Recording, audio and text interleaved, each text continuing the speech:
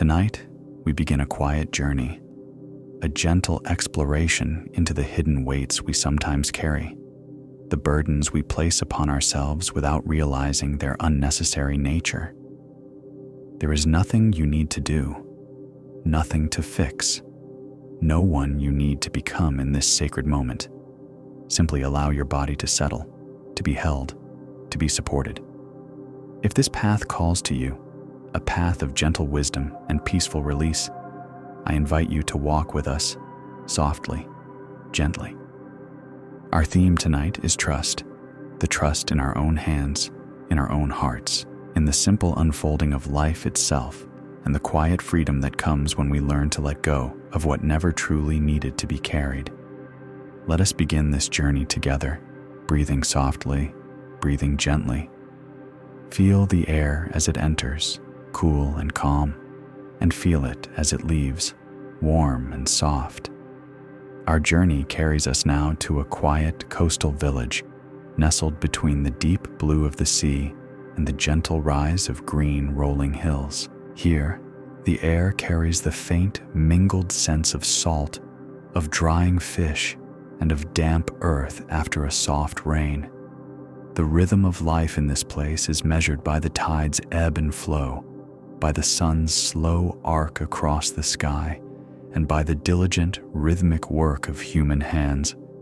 There are no grand cities here, no hurried footsteps, only the steady pulse of a community living in harmony with the natural world around it. The light here is often soft, filtering through ancient trees or glowing golden over the water at dawn and dusk, casting long, peaceful shadows that invite contemplation.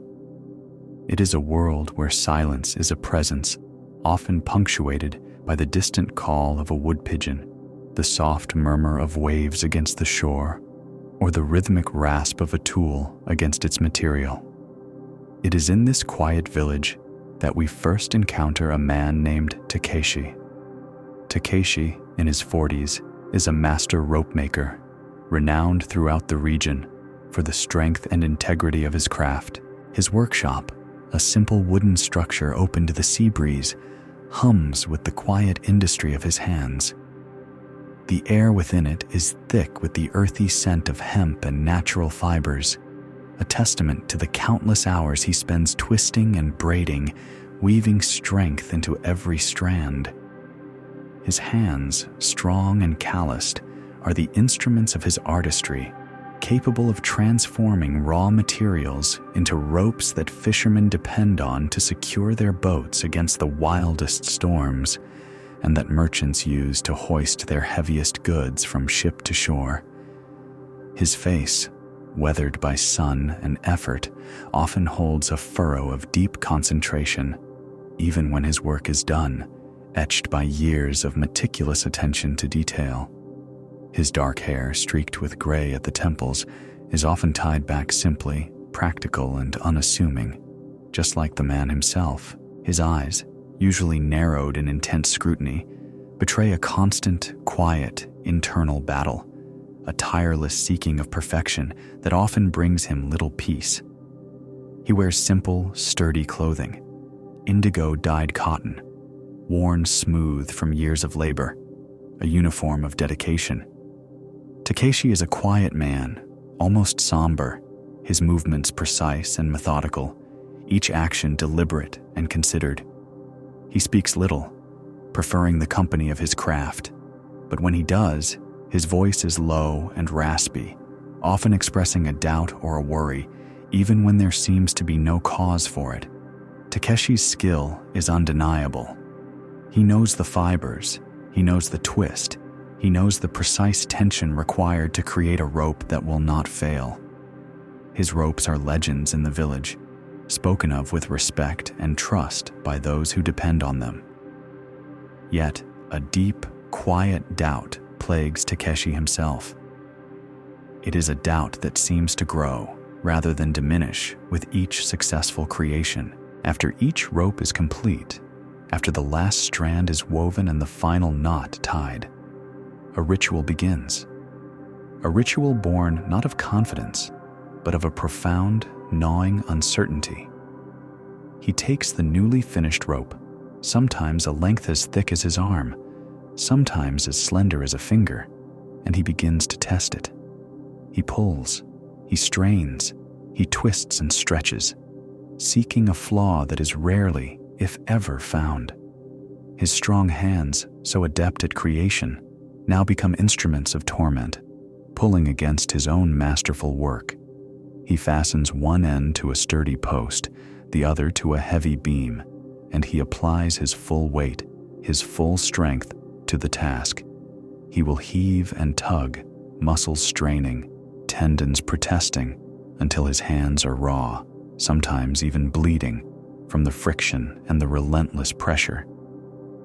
He does this not once, but many times, with each new rope. He treats each finished rope as if it were guilty, until it can prove its absolute, unwavering innocence. He never truly trusts his own work, his own mastery, the inherent strength he has woven into every fiber. He fights against the very thing he has created, believing that a hidden weakness, an unseen imperfection, must surely lie within. He would pull and pull, his breath coming in ragged gasps, his knuckles white with effort. The rope, however, would hold. It would stretch slightly, give a little, but it would not break. It never broke. Yet, Takeshi would find no comfort in this. Instead, he would simply move to another section of the rope, finding a new point to test, a new angle to strain against. His eyes, usually narrowed in intense scrutiny, would search for any sign of fraying, any whisper of a weakness. Even when the rope stood firm, unwavering against his relentless assault, a part of Takeshi would remain unconvinced, already anticipating the next potential point of failure. The peace that should come from a job well done, from a creation of such profound strength, eluded him completely. He was trapped in a cycle of endless verification, a prisoner to his own relentless pursuit of an absolute certainty that seemed forever out of reach. His struggle was a quiet one, often performed in the solitude of his workshop, but it did not go entirely unnoticed. An elderly sailor, a longtime customer whose face was a map of weathered lines, and whose eyes held the deep, calm wisdom of countless voyages, often observed Takeshi's ritual. This old sailor, a man of few words but profound understanding, would sit quietly on a discarded coil of rope, watching Takeshi with knowing eyes. He had seen the strongest ships battered by the fiercest gales, and he had seen the humble ropes made by Takeshi's hands hold them fast.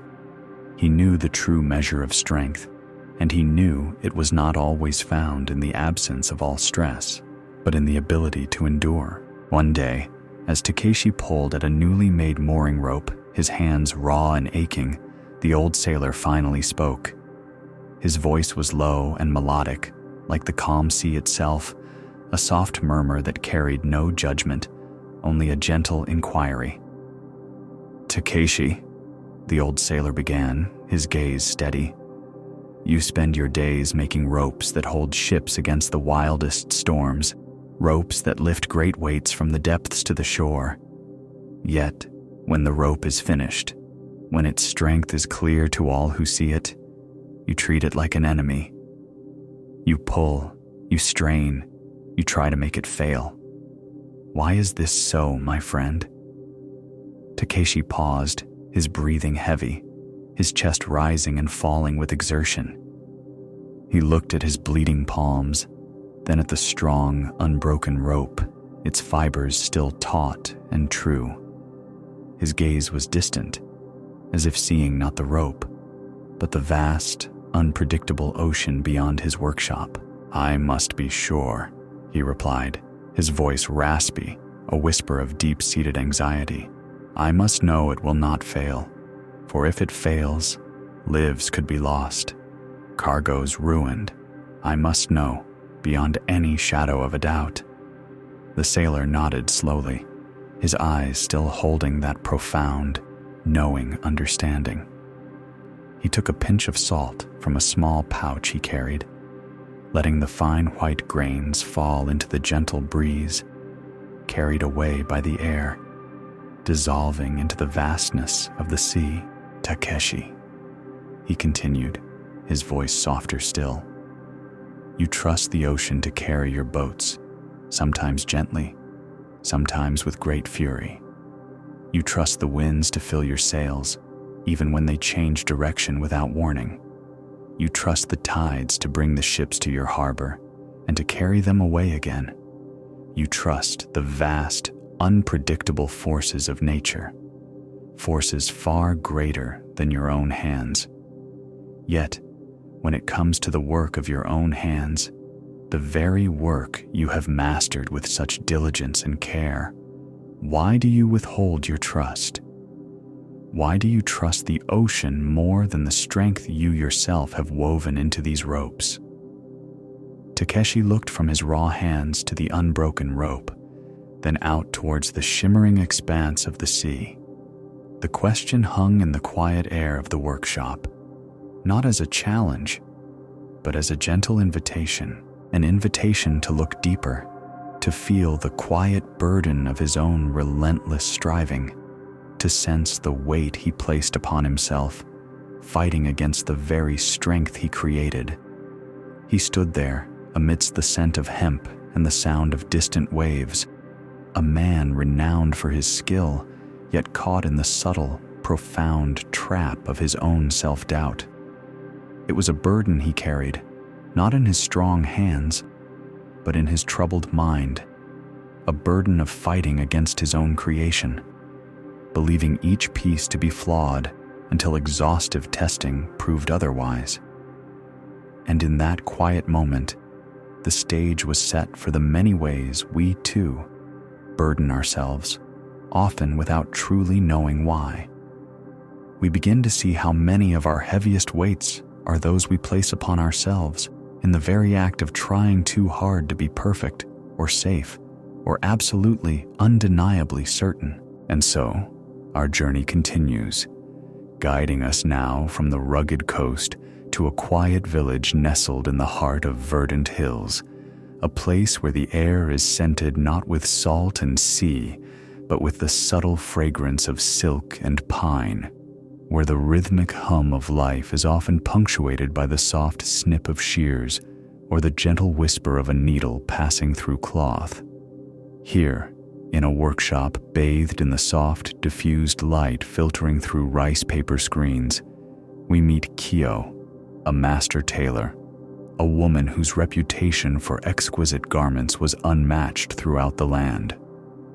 Kyo, in her 30s, possessed a delicate touch, yet beneath her calm exterior, there lay a fierce, almost turbulent ocean of perfectionism. Her slender fingers, calloused in unexpected places from the constant embrace of her tools, moved with an elegant precision, whether she was guiding the sharp blade of her shears or coaxing the finest thread through the eye of a needle. Her dark, lustrous hair was always neatly braided, pulled back from a face that, while often dusted with the fine fibers of her work, held an intense, almost ethereal beauty. Her eyes, the color of deep river water, possessed a sharp, discerning gaze, ever seeking the unseen flaw, the minuscule imperfection that might escape the notice of any other. She wore simple, well-kept garments of muted silk or fine linen, chosen for their comfort and the freedom of movement they offered, allowing her body to respond to the delicate demands of her craft. When Kyo spoke, her voice was soft, often pausing as she considered her words, yet the intensity of her inner world was palpable in the focused silence of her workshop. On this particular day, Kyo was engrossed in a ceremonial coat, a piece of art destined for a revered elder of the village. It was a garment woven from the finest indigo silk, embroidered with patterns of cranes taking flight, each stitch a testament to Kyo's unparalleled skill. The fabric shimmered, catching the light with a life of its own, promising warmth and dignity to its wearer. Every element, from the cut of the collar to the flow of the sleeves, was meticulously crafted, a harmony of form and function. Yet, as Kyo worked, her brow was often furrowed, a faint line appearing between her dark, discerning eyes. For there was one tiny seam, a seam so small and so perfectly hidden within the lining of the coat that it was utterly invisible to the casual eye. Indeed, it would be invisible to any eye, save for Kyo's own. This seam, in her perception, sat slightly crooked, not by a measurable degree, not by anything that would affect the fit or the drape of the garment, but crooked enough to disturb the profound stillness within Kyo's mind. She saw it. She felt it. It was a whisper of imperfection, a phantom flaw that haunted her every waking moment. She would unpick it. With a sigh that carried the weight of her internal struggle, she would take a delicate seam ripper, its tiny blade gleaming, and carefully, painstakingly, she would undo her own work. Thread by thread, stitch by stitch, the perfectly good seam would unravel. She would then rethread her needle, take a deep, centering breath, and begin to resew it. Her fingers, so adept, would guide the needle with precision. She would form each new stitch with meticulous care, drawing the thread tight, ensuring the edges met perfectly, aligning them with an almost impossible accuracy. And for a moment, just for a moment, there would be a fleeting sense of satisfaction, a quiet hope that, this time, it would be truly perfect. But then, as her eyes, those deep river water eyes, would sweep over the newly sewn line, the phantom flaw would reappear. The seam would seem to sit once again slightly askew, a whisper, a shadow, an imperfection that existed more in her mind than in the fabric itself. So she would unpick it again and resew it again. Hours melted into days. The ceremonial coat, an object of such beauty and purpose, became a battlefield for Kyo's relentless pursuit of an impossible ideal. The waiting customer, a kind and patient man, understood that Kyo's artistry could not be rushed, but even he began to wonder at the extraordinary length of time this particular coat was taking. Kyo worked late into the evenings, the glow of her single lamp casting long shadows that danced with her restless needle. The soft rasp of thread through silk, the quiet snip of a loose end. These were the only sounds, broken only by Kyo's almost imperceptible sighs of frustration. Her shoulders would ache, her eyes would sting, but the internal demand for absolute flawlessness drove her on, stitch after unpicked stitch. Her young apprentice, a bright-eyed girl named Hana, observed Kyo's ceaseless struggle with a quiet curiosity. Hana was still learning the basic stitches, the art of laying out fabric, the careful pressing of seams. She admired Kyo's mastery, marveling at the seamless beauty of her finished creations. But she also saw the toll this particular seam was taking on her teacher. She saw the weary lines around Kyo's eyes, the slight tremble in her hands at the end of a long day, the way her shoulders seemed to carry an invisible weight. Hana, with the uncomplicated clarity of youth, watched as Kyo unpicked the same seam for what felt like the 10th, then the 20th time. The apprentice knew that this seam was hidden, that no one would ever see it, let alone notice its supposed crookedness. One afternoon, as Kyo once again began the familiar ritual of unpicking, her slender fingers moving with a practiced yet weary grace, Hana finally spoke. Her voice was soft, hesitant, but it carried a simple, profound question, a question born of direct observation and an innocent wonder.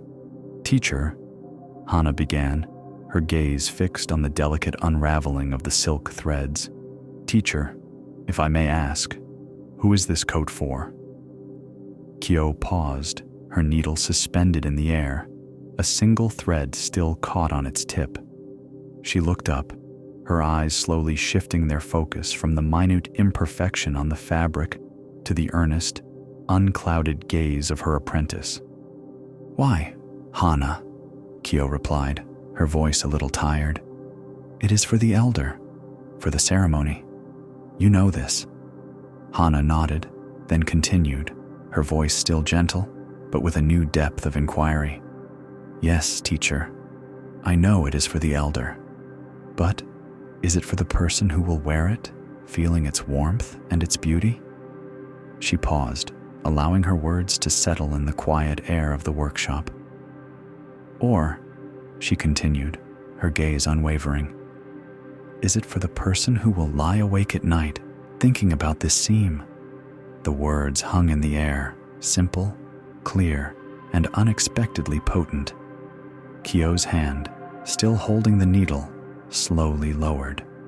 The seam ripper, which had been poised to begin its work of undoing, now rested on the silk, still and silent. Kyo looked at the tiny seam, then at the vast expanse of the coat, then at her own hands, which had labored so tirelessly. A profound silence settled upon her, a stillness that was deeper than any she had experienced during her endless striving. The question echoed in her mind: who is this coat for? She realized, in that quiet, illuminating moment, that she had not been sewing for the elder, nor for the beauty of the ceremony. She had not even truly been sewing for the coat itself. She had been sewing for herself. She had been weaving, with every unpicked and re-sewn stitch, her own anxiety. She had been embedding her own fear of judgment, her own relentless self-criticism, into the very fabric of the garment.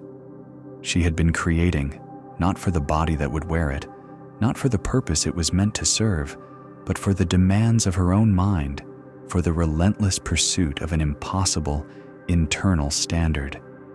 The invisible seam, she understood now, was not crooked in the silk, but in her own perception, in her own heart.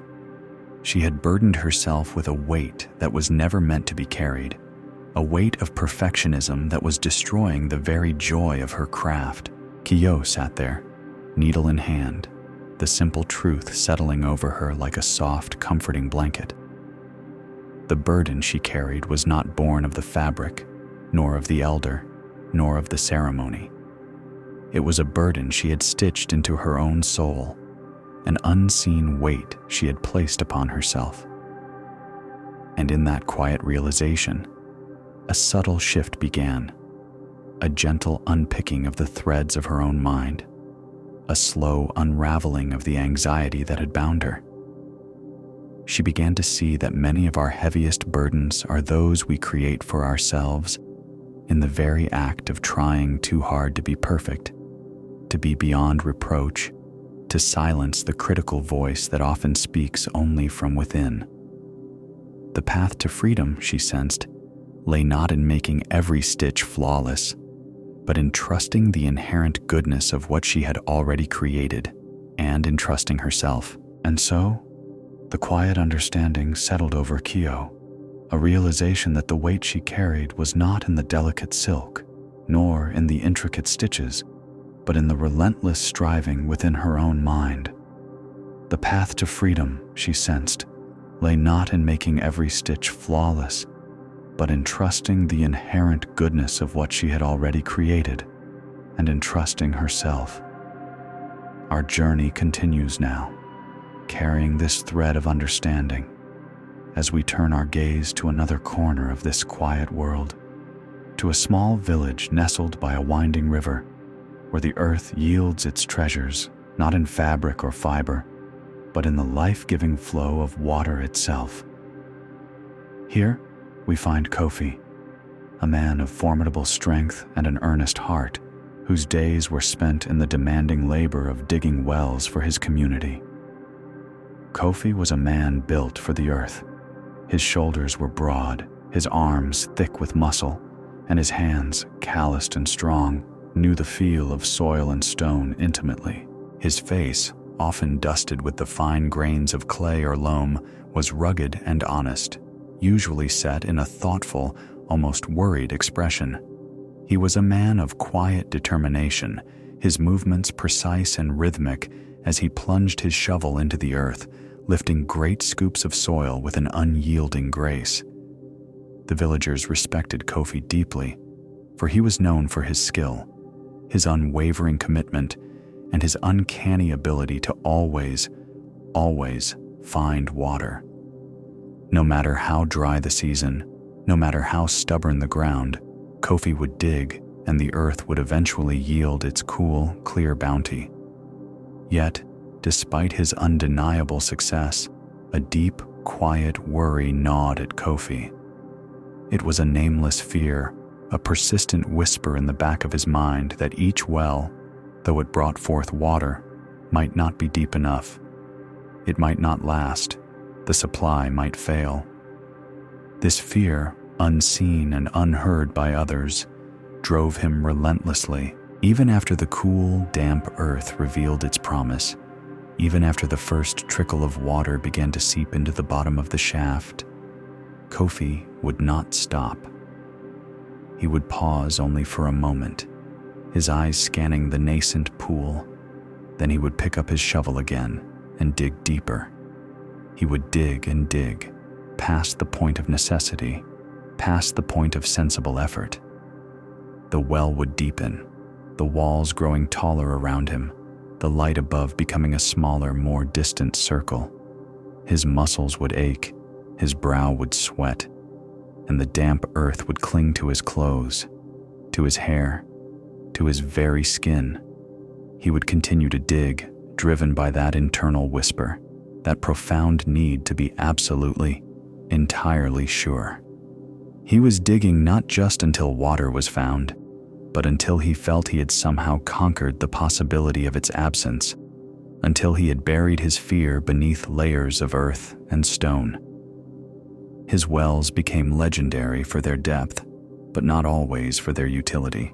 What began as an act of selfless service, providing life-giving water to his village, slowly, subtly, transformed. The deeper Kofi dug, the harder it became for the villagers to draw the water. The buckets had to be lowered further and further, the ropes grew longer, and the effort required to hoist the heavy, water-filled vessels became an exhausting chore. What was meant to be a gift of ease became a labor in itself. Children struggled with the ropes, their small hands chafing. The elderly found it increasingly difficult to gather the water they needed. The very purpose of Kofi's generosity, his earnest desire to provide, was slowly being undermined by his own relentless striving, his own deep-seated fear. He was digging not for the village's simple need, but for his own complicated need for certainty, for an elusive, impossible guarantee. The villagers, being kind and understanding folk, did not complain. They knew Kofi's heart was good, his intentions pure. They simply labored harder, their faces etched with quiet effort as they bent to the task of drawing water from the increasingly profound depths of his wells. But one old woman, her face a road map of gentle lines, like a dried apple left too long in the sun, observed Kofi's relentless digging with knowing eyes. Her name was Anya, and she had seen many seasons come and go, many fears arise and dissipate like morning mist. She had watched Kofi from the beginning, admiring his strength and his dedication, but also sensing the unseen burden that drove his shovel ever deeper into the earth. One afternoon, as the sun cast long golden shadows across the village, and the rhythmic thud of Kofi's shovel echoed from the latest, excessively deep well, Anya approached. Kofi was down in the shaft, a distant figure, his movements slow and heavy now, but still unyielding. He was covered in damp earth, his hair matted, his breath coming in ragged gasps. The water, a clear, cool pool, lay far below him, shimmering faintly in the dim light. But still, he dug. Still, He sought to go deeper. Anya sat at the edge of the well, her ancient frame settling gently onto the warm earth. She did not call out loudly, did not demand his attention. She simply waited, her presence a quiet, calming force. After a few more labored scoops of earth, Kofi finally paused, leaning heavily on his shovel, looking up at the small circle of sky above him, and seeing Anya's kind, patient face silhouetted against the light. "Water is water, Kofi," she told him, her voice soft as moss that grows on old stones, a gentle murmur that carried easily down the deep shaft. Her words were not a judgment, but a simple observation, a statement of profound truth. Whether 10 feet down or 50. Kofi looked from her face to the water far below, then back to the shovel in his hands, his brow furrowed with confusion and exhaustion. He did not understand her words immediately, for he was still locked in the relentless logic of his own fear, the conviction that deeper was always inherently better. Anya watched him, her clear eyes holding a deep, unwavering understanding. She allowed her words to settle, to sink into the quiet space between them. Then, she continued, her voice still gentle, still like the soft rustle of leaves, but with a new, subtle depth of inquiry. "You're not digging for the village anymore, Kofi," she said, her gaze steady, observing not just the well, but the man within it. "You're digging to prove something to yourself." The words, so simple, so direct, struck Kofi with the force of a sudden, unexpected truth. He lowered his shovel, the heavy metal clanging softly against the damp earth at the bottom of the well. He sat down then, amidst the fresh soil he had just excavated, covered in the rich, dark earth, his body heavy with effort, his mind heavy with the weight of her words. He looked around the deep, narrow shaft, at the distant water, at the impossibly high walls he had created. And then, slowly, he looked at his own hands, calloused and raw, still gripping the shovel. He recognized, in that quiet, illuminating moment, the hollow echo of his own endless striving. The truth of her words settled over him, not as a harsh accusation, but as a soft, undeniable clarity. He had been digging, not out of a genuine need for more water, for the village had always had enough. He had been digging to quiet the voice within himself, the voice that whispered doubts, the voice that demanded absolute certainty, the voice that feared failure and inadequacy. He had been digging to prove his own worth, to himself, perhaps, more than to anyone else. The excessive depth of his wells, which had made drawing water so difficult for the villagers, was not a testament to his generosity, but to his anxiety. He had burdened his community with the physical weight of his own mental burden. He had created, out of a fear of insufficiency, a new form of struggle. The endless quest, the ceaseless drive for deeper and deeper, was a trap he had laid for himself, a quest for external validation that could never truly be satisfied, for no depth would ever be enough to silence a fear born within. Kofi sat there, surrounded by the earth he had moved, the water he had found, and the truth he had just unearthed within himself. The quiet sadness of this realization mingled with a profound sense of release. He saw, with a clarity that had been obscured by the dust and effort of his digging, that the heaviest burdens are often those we place upon ourselves in the relentless pursuit of something we believe we lack or something we feel we must prove. He had been digging not to find water, but to escape a fear that resided not in the earth, but in his own heart. The path to freedom, he sensed, lay not in digging deeper, but in trusting the water that was already there, and in trusting the quiet, sufficient strength that resided within himself. The quiet sadness of this realization mingled with a profound sense of release. He saw, with a clarity that had been obscured by the dust and effort of his digging, that the heaviest burdens are often those we place upon ourselves in the relentless pursuit of something we believe we lack, or something we feel we must prove. He had been digging, not to find water, but to escape a fear that resided not in the earth, but in his own heart. The path to freedom, he sensed, lay not in digging deeper, but in trusting the water that was already there, and in trusting the quiet, sufficient strength that resided within himself. Sometimes, the burdens we carry are not heavy stones, nor invisible seams, nor wells dug too deep. Sometimes, they are simply the shadows of fears that never materialize, the imagined catastrophes that loom large in the mind but never arrive. They are the stories we tell ourselves about what might happen, about what could go wrong, and in the telling, we weave them into the fabric of our present moment, making them real, making them heavy. High in the grassy hills, where the air was always fresh and carried the scent of wild thyme, we encounter a young man named Ren. Ren was a cowherd, barely in his 20s, responsible for guiding his small herd of cattle to pasture each day. His task was a simple one, a rhythmic dance with the land and the animals. He would rise with the sun, gather his herd from their quiet pen, and lead them along familiar paths to meadows where the grass grew sweet and green. As dusk began to paint the sky with hues of orange and purple, he would guide them back, their soft lowing echoing in the cool evening air. Ren was a diligent cowherd, earnest in his duties, and he loved his cows.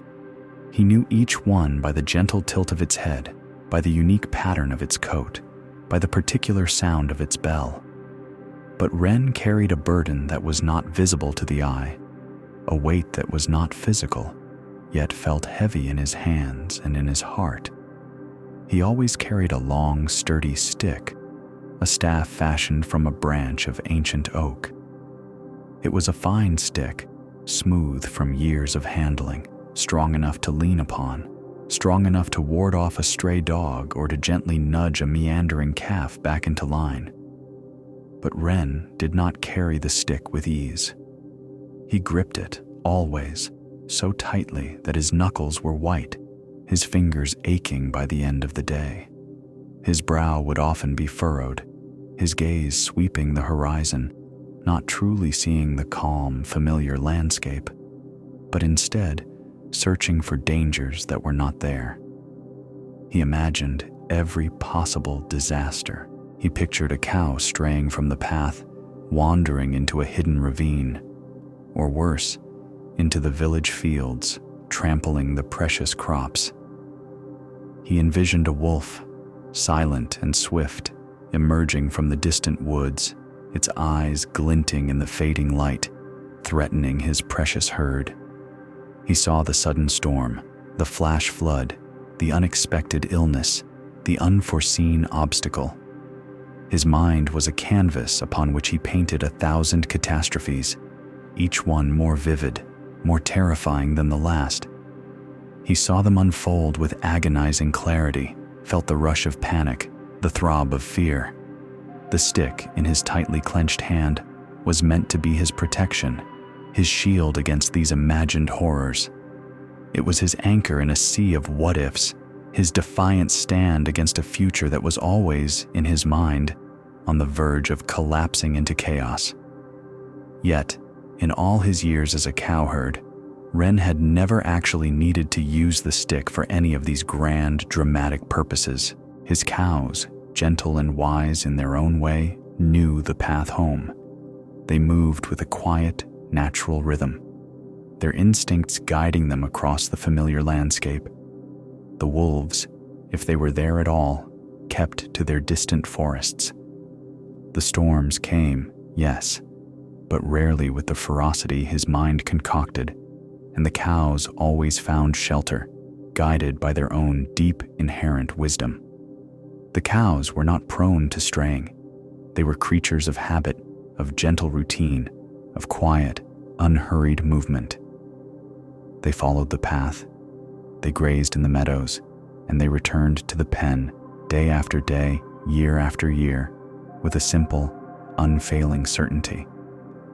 The stick, therefore, was not truly a tool. It was a symbol. It was a physical manifestation of Ren's internal struggle, a tangible representation of the burden of his own imaginary fears. He carried it, not because the world demanded it, but because his mind insisted upon it.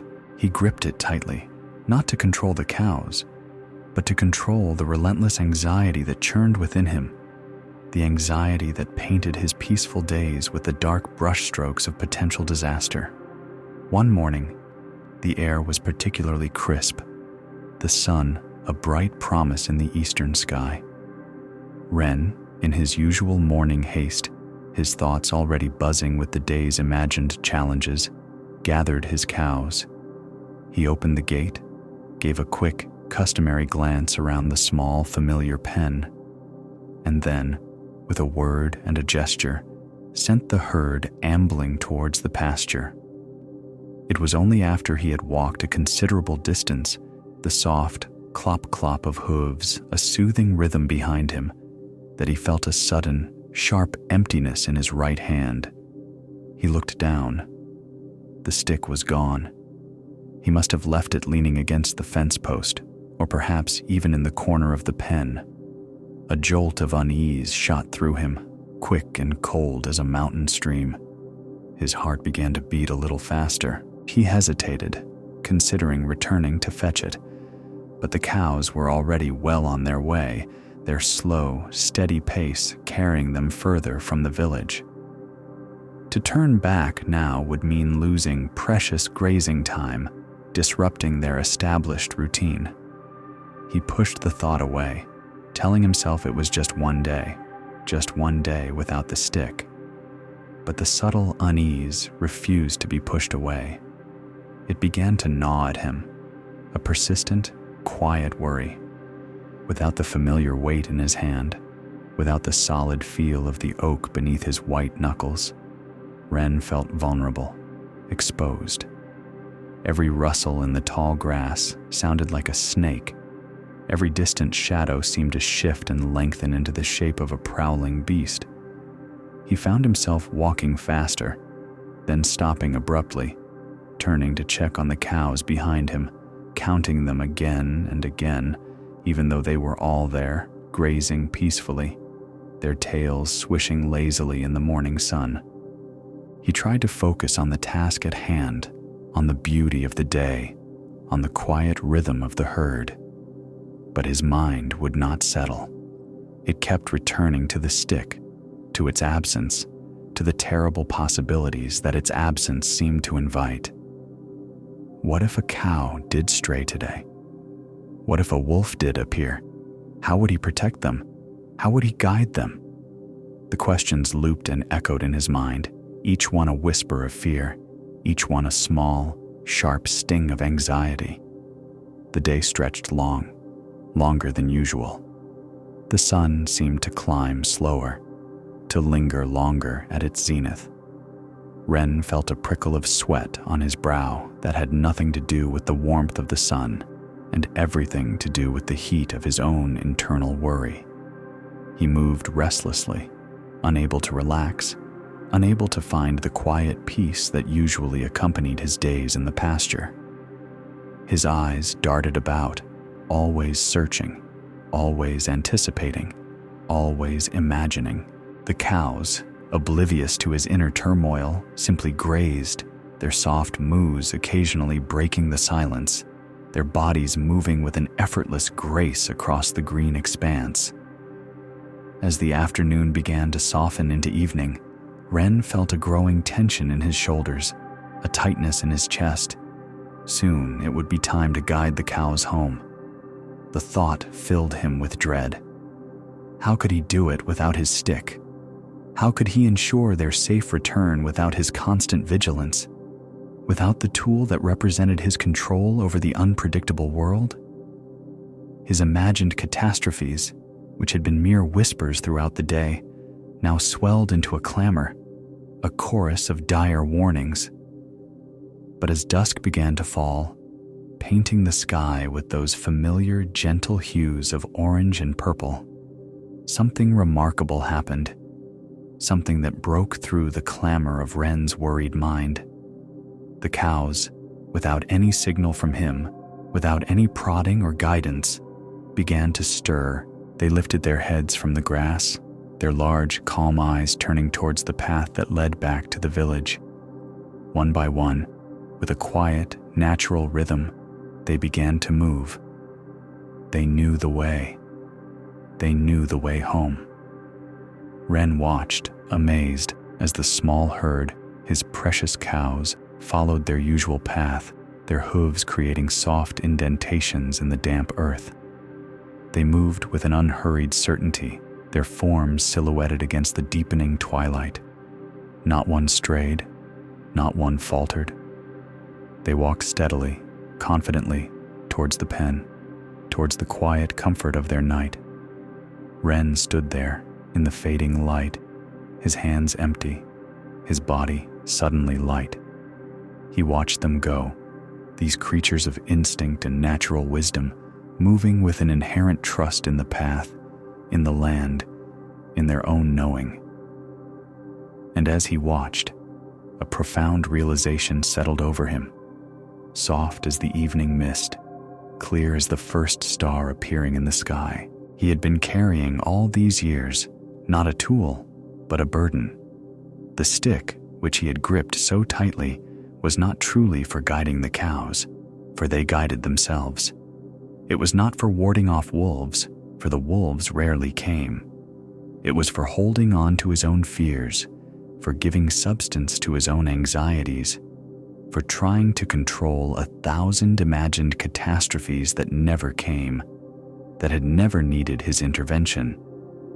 The stick had been heavy, not with its own weight, but with the weight of his incessant worry, his relentless need for control, his profound distrust of the natural flow of life.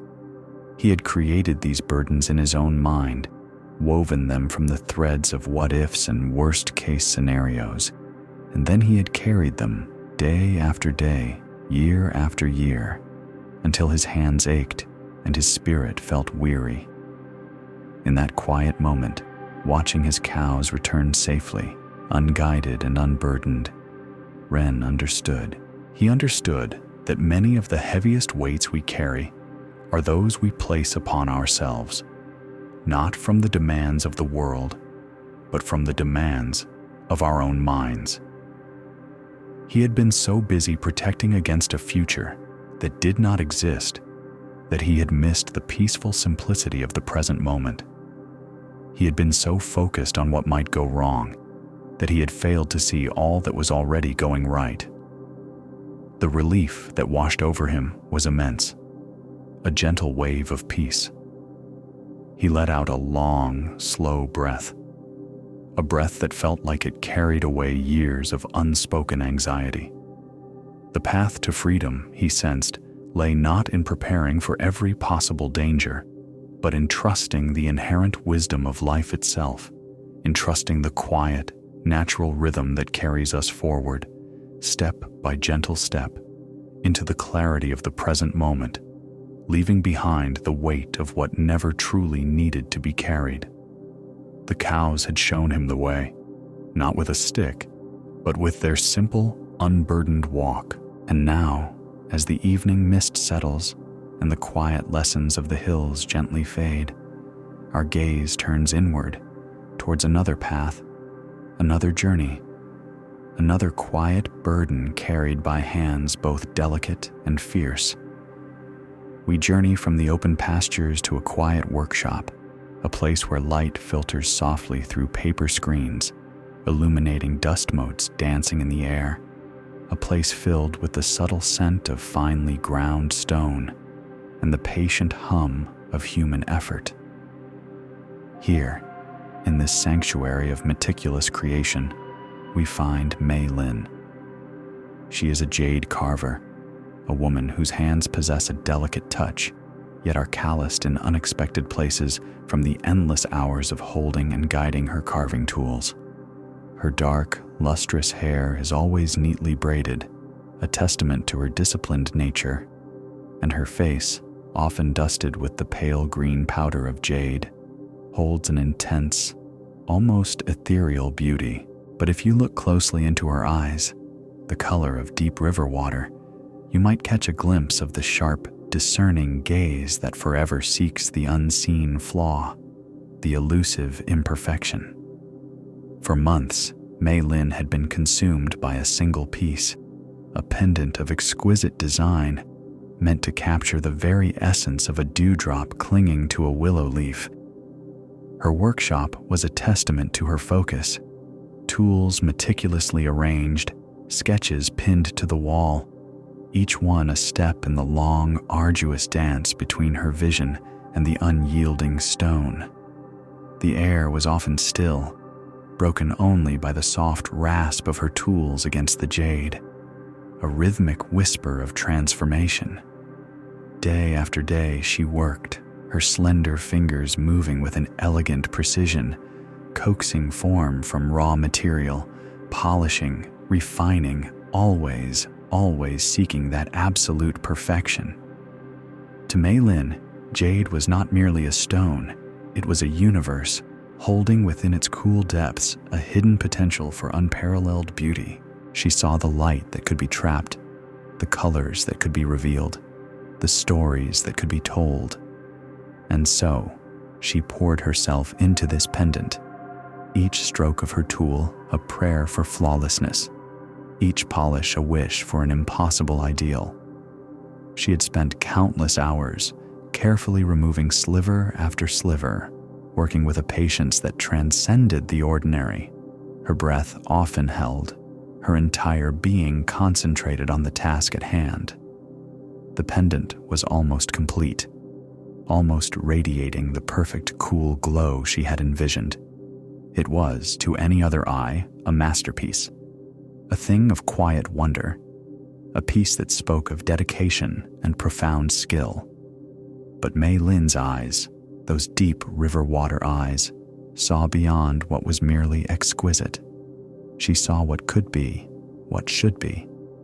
And in that relentless pursuit of absolute perfection, the very thing she sought began to elude her, to twist and turn into a source of profound, quiet torment. One afternoon, as the sun began its slow descent, casting long golden shadows across her workbench, Mei Lin held the pendant up to the light, turning it slowly, examining it from every conceivable angle. Her breath caught, deep within the jade, almost imperceptible, yet starkly visible to her discerning gaze, was a tiny inclusion, a natural mark, a whisper of the stone's long history, a minute vein of darker green, a cloud no bigger than a grain of sand. It was a part of the jade's very being, a natural birthmark. To anyone else, it would be dismissed, perhaps even cherished, as a unique characteristic that gave the piece its own singular story. But to Mei Lin, it was a flaw, an unforgivable imperfection, a blemish on her relentless quest for the flawless. A wave of frustration, sharp and cold, washed over her. Months of work, months of dedication, all for this, all for a piece that in her eyes was now ruined. The tiny mark, so insignificant to the outside world, became a gaping chasm in her mind, swallowing all the beauty, all the effort, all the quiet hours of creation. Her careful composure shattered, her vision narrowed. The world around her seemed to shrink, until only she and this single flawed pendant existed, locked in a silent, desperate battle. Her hands, usually so gentle, now trembled with a fierce, destructive energy. A low sound, a soft gasp of despair, escaped her lips. She saw only failure, only the gap between what was and what she demanded it to be. And in that moment of intense, blinding frustration, believing the pendant to be utterly ruined, beyond redemption, she brought her carving tool down with a sharp, decisive strike. The sound was shockingly loud in the quiet workshop, a crisp, heartbreaking crack. The beautiful jade pendant, a piece that had been nurtured and shaped for months, fractured. It broke into several uneven fragments, scattering across the smooth stone of her workbench, catching the fading light in jagged, painful glimmers. Her hands fell to her sides, the tool clattering softly as it hit the floor. The silence that followed was heavy, thick with regret and a profound, quiet sadness. She stared at the broken pieces, the shards of her effort, the shattered remnants of her impossible dream. The tiny flaw that had triggered this destruction now seemed almost ironic, lost amidst the larger, undeniable brokenness. It was then that her wise teacher, an old man whose presence was as calming as the scent of pine, entered the workshop. He had watched Mei Lin's relentless pursuit of perfection for many years, his knowing eyes observing her triumphs and her quiet agonies. He moved slowly, his steps making no sound on the polished wood floor. He looked at Mei Lin, her shoulders slumped, her face pale, and then his gaze settled on the scattered fragments of jade on the workbench. He said nothing, his presence alone a gentle question. With unhurried grace, he began to gather the broken pieces. His hands, gnarled and wise, moved with a patience that seemed to stretch beyond time. He picked up each fragment, turning it over, examining its unique shape, its shattered edges, its newly revealed facets. Mei Lin watched him, her eyes still clouded with despair, unable to comprehend what he might do. He then retrieved a smooth, dark piece of slate from a corner of the workshop and a small pot of clear, natural resin. With a quiet, steady hand, he began to arrange the broken fragments of the pendant on the slate. He did not try to hide the cracks, nor to force the pieces back into their original shape. Instead, he allowed each fragment to find its own place, its own unique relationship with the others. He filled the spaces between them with the clear resin, creating new lines, new patterns, new depths. Slowly, meticulously, a new form began to emerge. It was no longer a single perfect dewdrop. It was a mosaic, a tapestry of greens and whites, of fractured lines and unexpected angles, each piece contributing to a new, unexpected beauty. The original tiny flaw that had so consumed Mei Lin was now just one element among many, absorbed into the larger, more complex design. Its presence no longer a blemish, but a part of the unique narrative of the piece. When he was finished, the teacher held up the newly created mosaic. It shimmered in the soft light, radiating a different kind of beauty, a beauty born not of flawless perfection, but of integration, of acceptance, of finding wholeness in what was broken. Your need for perfection destroyed something perfectly good, Mei Lin, he said, his voice soft as mist, a gentle murmur that settled over the workshop. The flaw was not in the jade, it was in your vision.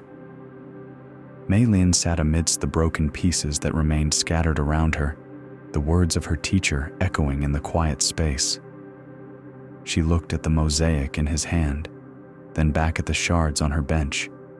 A quiet sadness, deep and profound, filled her. She saw, for the first time, not the failure she had perceived, but the inherent beauty that had been present all along, obscured only by her own relentless demands. The tiny inclusion, the natural mark of the stone, was not a mistake. It was simply a part of the jade, a part of its story, and her inability to accept that part had led to the destruction of the whole. It was a slow, quiet dawning, a realization that settled gently, like evening dew. She had spent so much of her energy fighting against what was, striving for an ideal that existed only in her mind, that she had failed to see, to truly appreciate the perfectly good, perfectly beautiful thing that was already in her hands. She had been so consumed by the idea of perfection that she had become blind to the quiet, inherent beauty of imperfection itself. The greatest burden she carried, she realized, was not the weight of the jade, nor the strain of her tools, but the relentless, unyielding demand for flawlessness that she placed upon herself and upon her creations. It was a demand that destroyed more than it created, that prevented her from seeing the true, natural beauty that resided within everything, waiting to be acknowledged, waiting to be embraced. As the last light of day faded, leaving the workshop in a soft twilight glow, Mei Lin began, slowly, to see the beauty in the fractured lines, the unique story in the integrated pieces, the quiet wisdom in the acceptance of what is. She understood that true artistry, true beauty, often lies not in the eradication of all flaws, but in the gentle art of embracing them, of weaving them into the tapestry of existence, recognizing that even the most unexpected marks can contribute to a deeper, more profound sense of wholeness. Her path, she now sensed, was not to carve away every perceived imperfection, but to carve with a trusting heart, allowing the jade and herself to simply be in all their inherent, beautiful forms. And so, we turn our gaze from the quiet solace of the carver's workshop, from the delicate dance between perfection and acceptance, and journey now to a different landscape, a vast and shimmering expanse where the sun holds court and the winds whisper ancient tales across endless dunes. We travel to the quiet, sometimes harsh beauty of the desert, where the very earth holds a different kind of treasure. Here, under the boundless sky, we encounter Gyro, a salt merchant, a man whose life was measured in journeys across the shimmering sands. His face, weathered by sun and wind, bore the marks of many seasons spent traversing the desolate beauty of his world. His eyes, often squinted against the glare, held a deep-seated intensity, a perpetual flicker of concern. Jiro was known for his diligence, for the care with which he packed his precious cargo, salt, harvested from ancient inland lakes, destined for distant villages where it was valued as much as gold. He understood the value of his burden, both literally and figuratively. He traveled with his partner, Hana, a calm and observant woman whose presence was like a cool breeze in the desert heat. She walked beside him, her steps even and unhurried, her gaze often sweeping the horizon with a quiet, knowing patience. Hana understood the desert, understood the rhythms of the journey, understood the subtle shifts in the light, and understood, too, the subtle shifts in Jiro's heart. Jiro's journeys were long, often spanning many days under the relentless sun and cold, star-filled nights.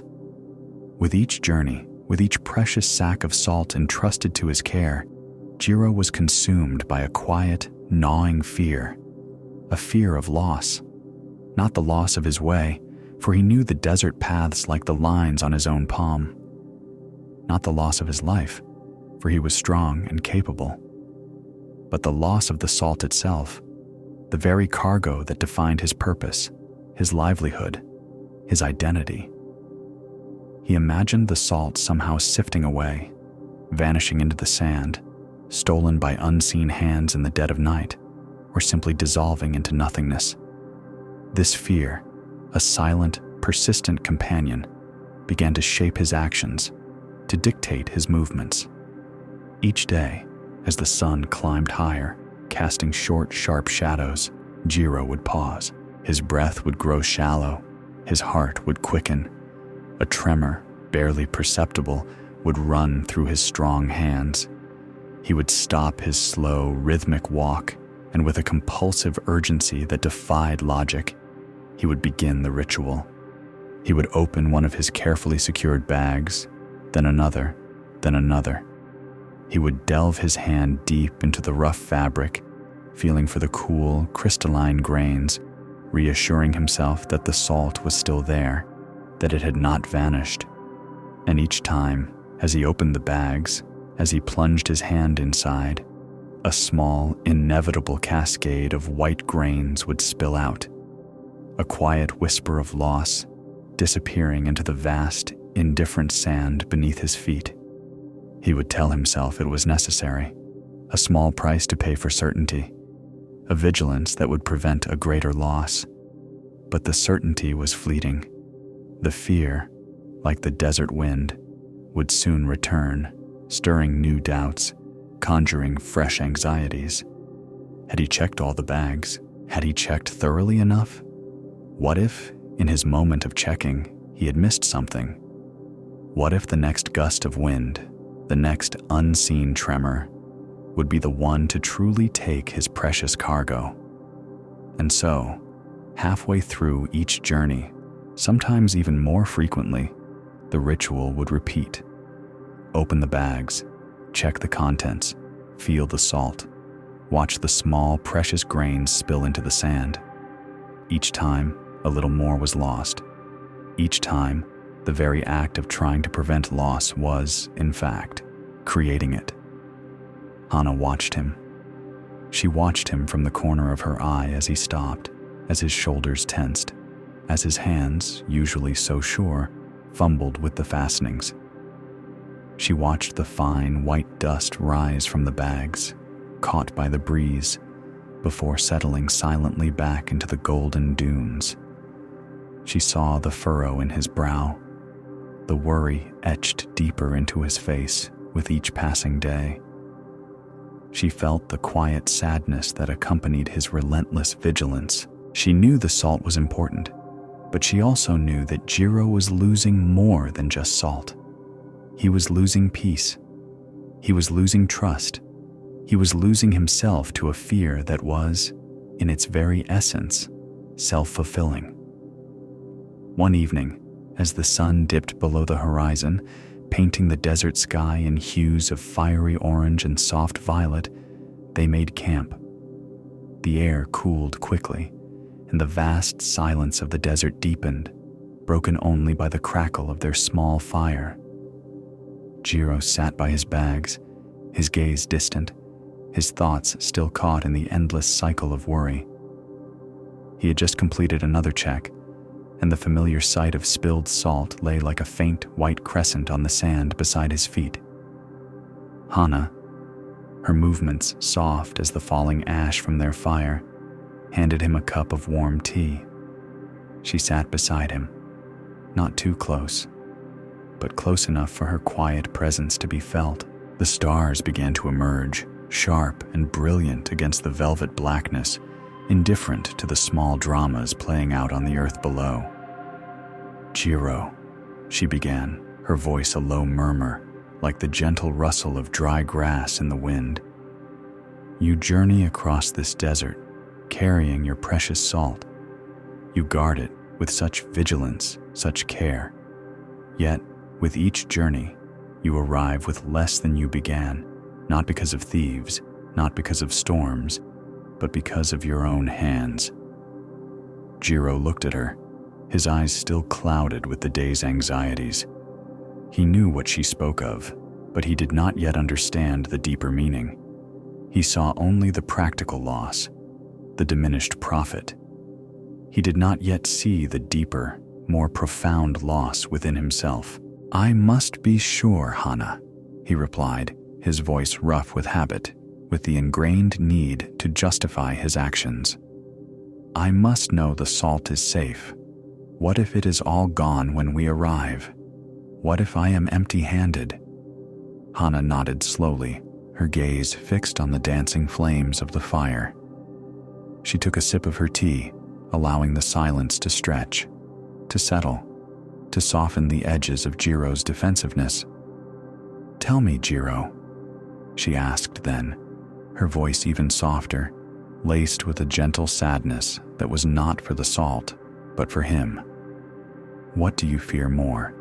That someone will steal the salt, and you will arrive with nothing, or that you will arrive safely with all your cargo intact and have nothing left to worry about? The question hung in the cool desert air, shimmering like a mirage. It was not a question about the salt, not truly. It was a question about the burden itself, about the deep internal clinging to the very act of worrying, to the constant vigilance, to the imagined catastrophe. Jiro looked at her, then down at his half-empty bags. The faint, white crescent of spilled salt caught the firelight, a silent testament to his fear. He looked at his hands, calloused and strong, the very hands that had created the loss they sought to prevent. A quiet realization, slow and unsettling, began to dawn in the desert air. He had spent his journeys fighting against a ghost, a phantom thief, a silent, invisible erosion. But the erosion had been his own doing. The thief had been his own anxiety. He had been so consumed by the idea of loss, by the fear of a future that had not yet arrived, that he had actively created the very emptiness he dreaded. He had become the architect of his own misfortune, the unwitting saboteur of his own success. The worry, he now saw, was not a shield. It was a sieve. It was not protecting his cargo. It was allowing it to drain away, grain by precious grain, into the endless sand. The greatest burden he carried across the desert was not the weight of the salt, but the weight of his own anxious thoughts, the relentless need to control an outcome that was largely beyond his control. And that, in his very attempt to control it, he was inadvertently destroying. He had been so focused on what might happen, on what he feared might happen, that he had lost sight of what was happening. The quiet, steady loss, the self-inflicted wound, the slow dissipation of his precious cargo, all a direct consequence of his own inability to trust the journey, to trust the process, to simply trust that the salt, once packed, would remain. The desert night deepened around them, vast and silent. Jiro sat by the fire, the truth of Hana's words settling deep within him, like the fine desert dust settling after a long, hot day. He looked at his half-empty bags, and for the first time, he saw not a failure to be avoided, but a lesson to be embraced, a quiet, profound understanding that many of our heaviest burdens are not those placed upon us by the world, but those we place upon ourselves, often in the very act of trying too hard to be perfect, or to be safe, or to prevent a future that has not yet arrived. His fear of loss had indeed caused him to lose, and in that quiet desert moment, he began to see the true cost of his vigilance, the true weight of his imagined fears. From the shimmering heat of the desert, where fear of the unseen future eroded the present, our journey now takes us to a different kind of inner landscape. We move from the slow, steady loss of salt to the swift, sudden paralysis of movement, from the weight of what might be to the weight of what the mind creates in an instant. We travel to a quiet village, nestled in a valley, a place where the air hums with the distant sounds of music and laughter, where bright banners flutter in the breeze, and where the human spirit finds expression in grace and movement. This is a village known for its traveling performers, for the vibrant artistry that breathes life into the mundane, for the delicate dance between strength and surrender. Here, in a sun-drenched practice hall, we find Amara. Amara was young, barely in her 20s, yet her body already possessed the wisdom of countless hours of training. Her limbs were long and lithe, her movements imbued with a natural grace that spoke of dedication and an innate talent. She was an acrobat, and her path was the high wire, a thin line stretched taut between two sturdy posts, suspended far above the ground. When she moved, Her balance was exquisite. She could walk the wire with the lightness of a bird, her arms extended, her gaze steady, each step a testament to years of disciplined practice. She could perform intricate turns and delicate poses, her body a flowing sculpture against the backdrop of the sky, her spirit seemingly unburdened as she danced across the narrow path. But Amara carried a secret weight, one that manifested not in her body, but in her mind. It was a weight of invisible threads, woven from vivid imagination and the relentless whisper of what might be. It was the burden of imagined fear. When she was on the ground, or even on a low wire, her confidence was absolute. Her body knew its balance. Her feet knew the rope. Her mind was quiet, absorbed in the simple, beautiful act of movement. But when she ascended to the high wire, when the ground receded far below, a transformation would occur. Midway across the wire, almost without fail, Amara would freeze. Her muscles, which moments before had been fluid and strong, would tighten, rigid as ancient oak. Her breath, which had flowed freely, would catch in her throat, a trapped bird fluttering against a cage.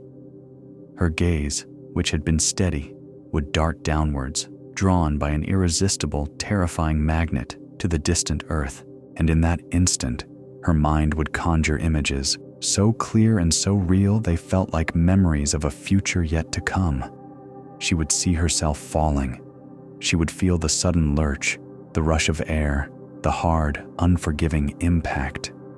The vividness of these thoughts, the sheer force of their presence, would paralyze her, locking her into a terrifying stasis, suspended between her skill and her fear. Her teacher, a seasoned performer whose own movements were as fluid as water, observed Amara's struggle with quiet understanding. The teacher had seen this many times before, not just in young acrobats, but in countless individuals, each grappling with their own versions of the high wire. Her face was etched with the gentle lines of experience. Her eyes held a calm, knowing depth, like still mountain pools. She never spoke harshly, never rushed, never demanded. She understood that the struggle was not with the wire itself, but with the landscape of the mind. She understood that the fear was not of the fall, but of the thought of the fall.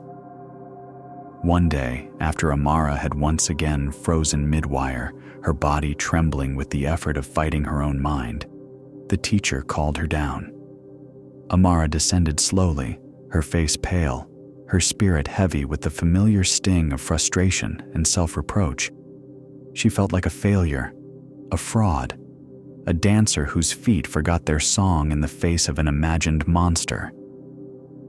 The teacher led her to a quiet corner of the practice hall, where the morning sun streamed through tall, arched windows, illuminating dust motes dancing in the air. A single, thick rope lay stretched across the polished wooden floor, a humble, worn length of hemp, indistinguishable from the ropes Amara used for practice, save for its grounded position. "Amara," the teacher said, her voice a soft whisper, like the rustle of silk. "Tonight, we will work in a different way. We will quiet the eyes so that the body might truly speak. We will listen to the feet so that the mind might finally rest." Amara looked at the rope on the floor, then back at her teacher, her brow furrowed in a question she did not voice. The teacher merely offered a gentle, encouraging smile. "Come," she said. "First, we will try something simple." She produced a soft indigo cloth and, with a tender touch, tied it gently over Amara's eyes. The world immediately narrowed, receding into a realm of sound and touch. Amara felt a momentary flicker of apprehension, but the teacher's hands were steady, her presence calm and reassuring. "Now," the teacher's voice continued, a low, melodic murmur that seemed to flow around Amara rather than simply reach her ears. "Walk this rope, Amara. Feel it beneath your feet. Feel its texture, its slight give. And as you walk, let your awareness settle only on the rope. Let your feet remember their dance. Let your body recall its innate wisdom. There is nothing to see, nothing to fear, nothing to fall from. There is only the rope and your steps upon it. Amara hesitated, a faint tremor running through her. To walk blindfolded was not new to her training, but to walk with such an explicit instruction to trust her body, without the visual anchor, felt different. She took a deep, steadying breath, allowing the cool air to fill her lungs, then release slowly, warmly. She extended her bare foot, feeling for the rope. Her toes found the rough, familiar texture, the braided strength of the hemp. She placed her weight down, slowly, deliberately. The rope felt solid, substantial beneath her. She took another step, then another. Each movement was a quiet act of faith, a gentle surrender to sensation. Without the distraction of sight, without the terrifying visual confirmation of distance, Amara's body seemed to come alive in a new way. Her feet, usually guided by her eyes, now became her primary navigators, sensitive and sure. Her core muscles engaged subtly, instinctively, finding the perfect, effortless balance.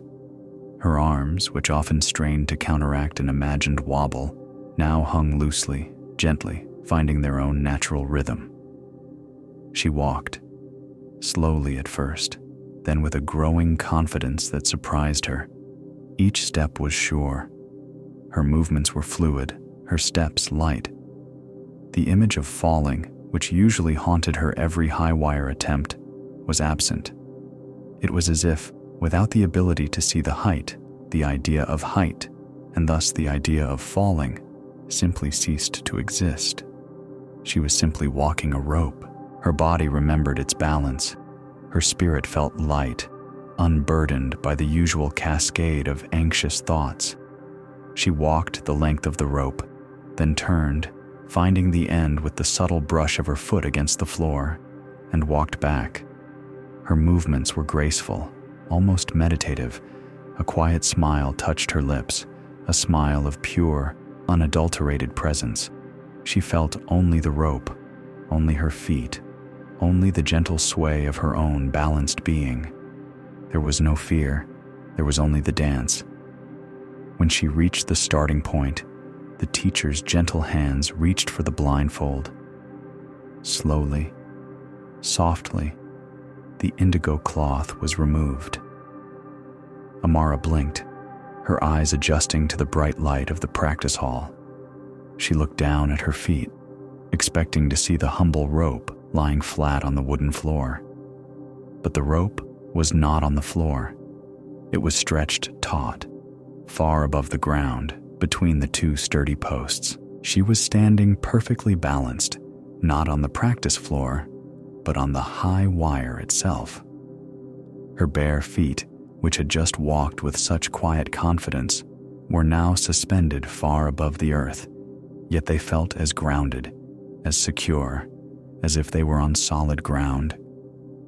A profound understanding, sharp and clear as the morning light, settled over her. Her breath hitched, not in fear, but in wonder, in a sudden, overwhelming recognition of a truth so simple, yet so deeply hidden. The rope had not changed. The height had not changed. The physical reality of her situation had remained precisely the same, but her perception of it, her thoughts about it, had been utterly transformed. "The rope didn't change," Amara whispered, her voice filled with a quiet awe, a dawning realization that resonated through her very bones. "The wire was always here. But my thoughts about falling are what made me fall."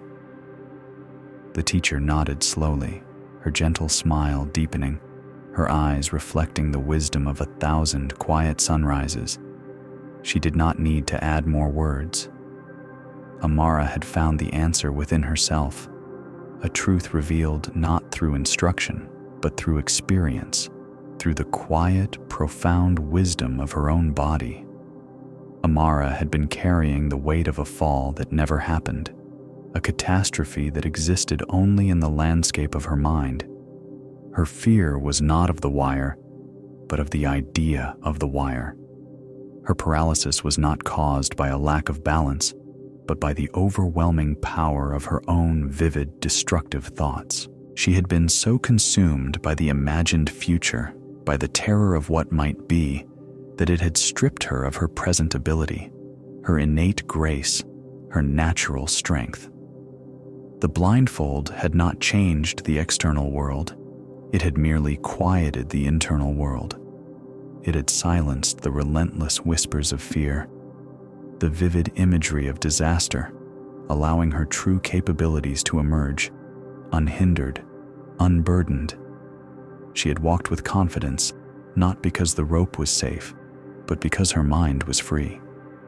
She had found her balance not by conquering the height, but by releasing the thought of the height. And in that moment, standing on the high wire, now seeing the ground far below, yet feeling no fear, Amara understood a deep truth that echoes through all our lives. Many of our greatest burdens are not external realities, but internal creations. Many of our limits are not physical, but mental. We carry the weight of what we think might happen, the heavy burden of imagined fears, and in doing so, we often create the very obstacles that prevent us from moving forward. The path to freedom, Amara realized, was not about conquering the external world or about eliminating all perceived dangers. It was about learning to quiet the mind, to trust the body's innate wisdom, and to simply be present with the task at hand, unburdened by the ghosts of a future that may never arrive. It was about recognizing that the rope itself is simply a rope. The height is simply a height, and our thoughts about them are what truly give them their power, for good or for ill. She had learned that true balance was not merely a physical skill, but a state of mind. It was the ability to walk through life, step by gentle step, trusting in the present moment, letting go of the heavy, invisible threads of what might be, and allowing her own innate grace to carry her forward, unburdened. Her mind, once a source of paralysis, now had the potential to be a source of profound, unwavering calm. The high wire, once a stage for her deepest fears, was now a path to liberation. Our journey brings us now to the rhythmic turning of a watermill, nestled beside a swift-flowing stream. Here, the world is a symphony of gentle industry, the ceaseless gurgle of water rushing over smooth stones, the soft creak and groan of ancient timbers, and the steady, insistent rumble of heavy millstones grinding grain into flour. This was the domain of Kai, the miller, a man in his early 30s, whose days were measured not by the sun alone, but by the relentless, churning rhythm of his mill. Kai was a skilled miller, his knowledge of grain and grist passed down through generations. He knew the subtle differences between wheat and barley, the ideal moisture content, the perfect drying time. Yet, for all his mastery, Kai carried a quiet, persistent burden, one that centered on the very heart of his craft, the gap between his grinding stones. It was a crucial space, this gap, too narrow, and the friction would generate too much heat, scorching the precious grain, turning sweet flour bitter. Too wide, and the grain would pass through mostly untouched, coarse and unrefined, an insult to the customer and a waste of effort. The ideal gap was a delicate balance, a whisper of a space where transformation occurred, where the hard kernel softened and yielded its essence. But Kai saw this gap not as a necessary condition, but as a perpetual problem. He saw it as an imperfection to be conquered. a variable that needed constant, absolute control. His days were a ceaseless dance of adjustment. He would watch the flow of grain, listen to the rumble of the stones, feel the texture of the flour emerging, and always, he would find reason to adjust. A slight turn of a wooden peg, a subtle shift of a heavy lever, a minute tightening or loosening of the mechanism. Then he would wait, watch again, and inevitably feel the urge to adjust once more.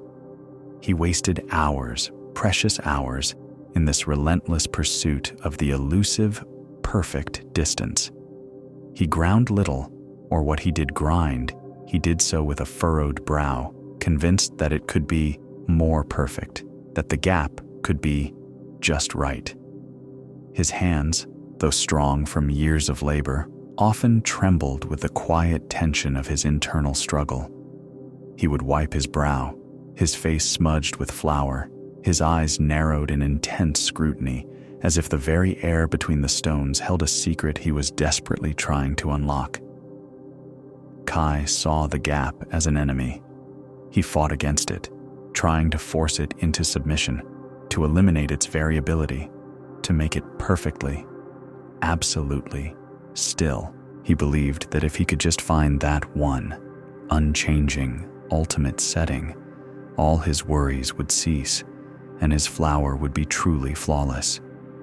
He saw the space as empty, as nothing, and therefore as something that needed to be filled, to be controlled, to be made into something solid and unyielding. One afternoon, as the mill rumbled on, its rhythm a backdrop to Kai's frantic adjustments, a passing monk arrived. He was a quiet man, his robes faded, his steps unhurried, his presence like a cool, gentle breeze in the dusty air of the mill. He watched Kai for a long time, his deep, clear eyes observing the miller's ceaseless efforts, the quiet desperation in his movements. Kai, lost in his struggle, barely noticed the monk at first. He was too busy tightening a screw, then loosening it, then tightening it again, convinced that the flour felt slightly too coarse, even though it was perfectly acceptable to any other discerning eye. The monk, without a word, walked over to a small wooden bench where Kai kept a handful of unground grain and 2 smooth, river-worn stones. He sat down, his movements fluid and calm. He took a small amount of grain in one hand, then began to rub it gently between the 2 stones. A soft, rhythmic rasp filled the air, a different kind of grinding, slower, more deliberate, more patient. Fine dust began to emerge, a soft, pale cloud. Kai, finally becoming aware of the monk's presence and the new, quiet sound, paused his own frantic adjustments. He watched the monk, curious, his hands still hovering over the adjustment mechanism of the millstones.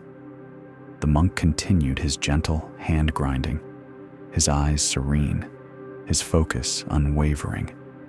The grain slowly, steadily yielded its essence. The monk looked up then, meeting Kai's gaze with a soft, knowing smile. "You've made an enemy of the gap, young Kai," the monk observed, his voice soft as the falling grain, a low, melodious murmur that seemed to calm the very air of the mill. "You struggle so ceaselessly against it. You believe it to be a problem, an emptiness to be filled, a flaw to be conquered." Kai looked at the monk, then at his own millstones, then back at the monk's hands, which continued their patient, rhythmic work, the grain slowly transforming. But if the gap is not right," Kai began, his voice a little rough, "the flour will not be right. It must be perfect. It must be exact." The monk nodded slowly, his movements never ceasing. He held up a small pinch of the flour he had just made by hand, letting it sift through his fingers like fine sand. "And yet," he continued, his voice gentle, "the gap is where the milling happens, is it not? the space between the stones, the emptiness you seek to conquer. That is precisely where the transformation occurs. Without that space, there is only friction, only burning. Without that space, there is no flower at all. He looked at Kai, his gaze profound. The gap is not a problem to be solved, young Kai. It is a necessary condition. It is the very heart of the process. Stop fighting the space, my friend. Learn to work with it. Learn to trust it. Kai stood there, flour dusting his clothes, the relentless rumble of his mill sounding different now, somehow softer, more understanding. He looked at the vast, heavy stones of his mill, then at the small, simple stones in the monk's hands. He had always seen the gap as a void, a place of potential failure, but the monk's words, spoken so simply, so gently, revealed a truth he had never considered. The gap was not empty. It was full of potential. It was not a flaw. It was the crucible of creation. A quiet shift occurred within him. He looked at the monk's steady, unhurried rhythm, the ease with which the monk allowed the grain to become flour, trusting the space, trusting the process.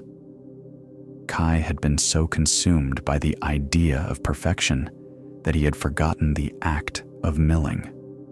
He had been so focused on controlling the gap that he had lost sight of its essential, vital role.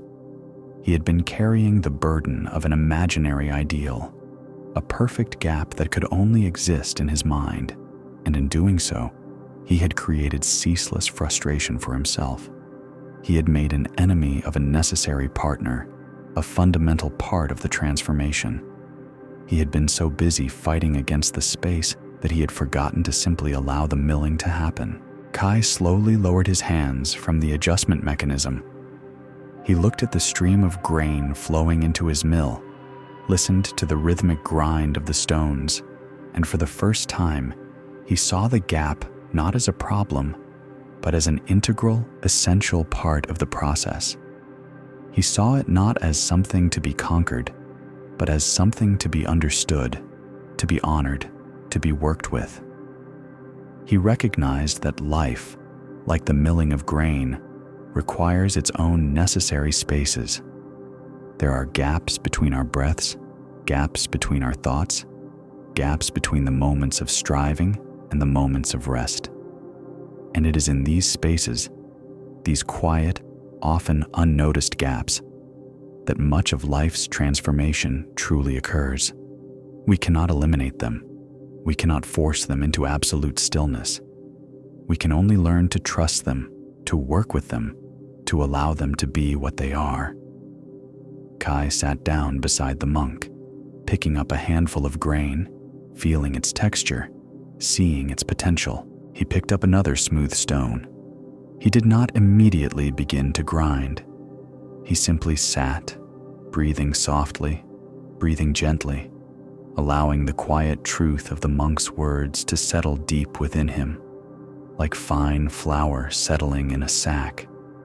The burden he had carried, the weight of his ceaseless adjustments and his pursuit of an impossible precision, began to lift, slowly, gently.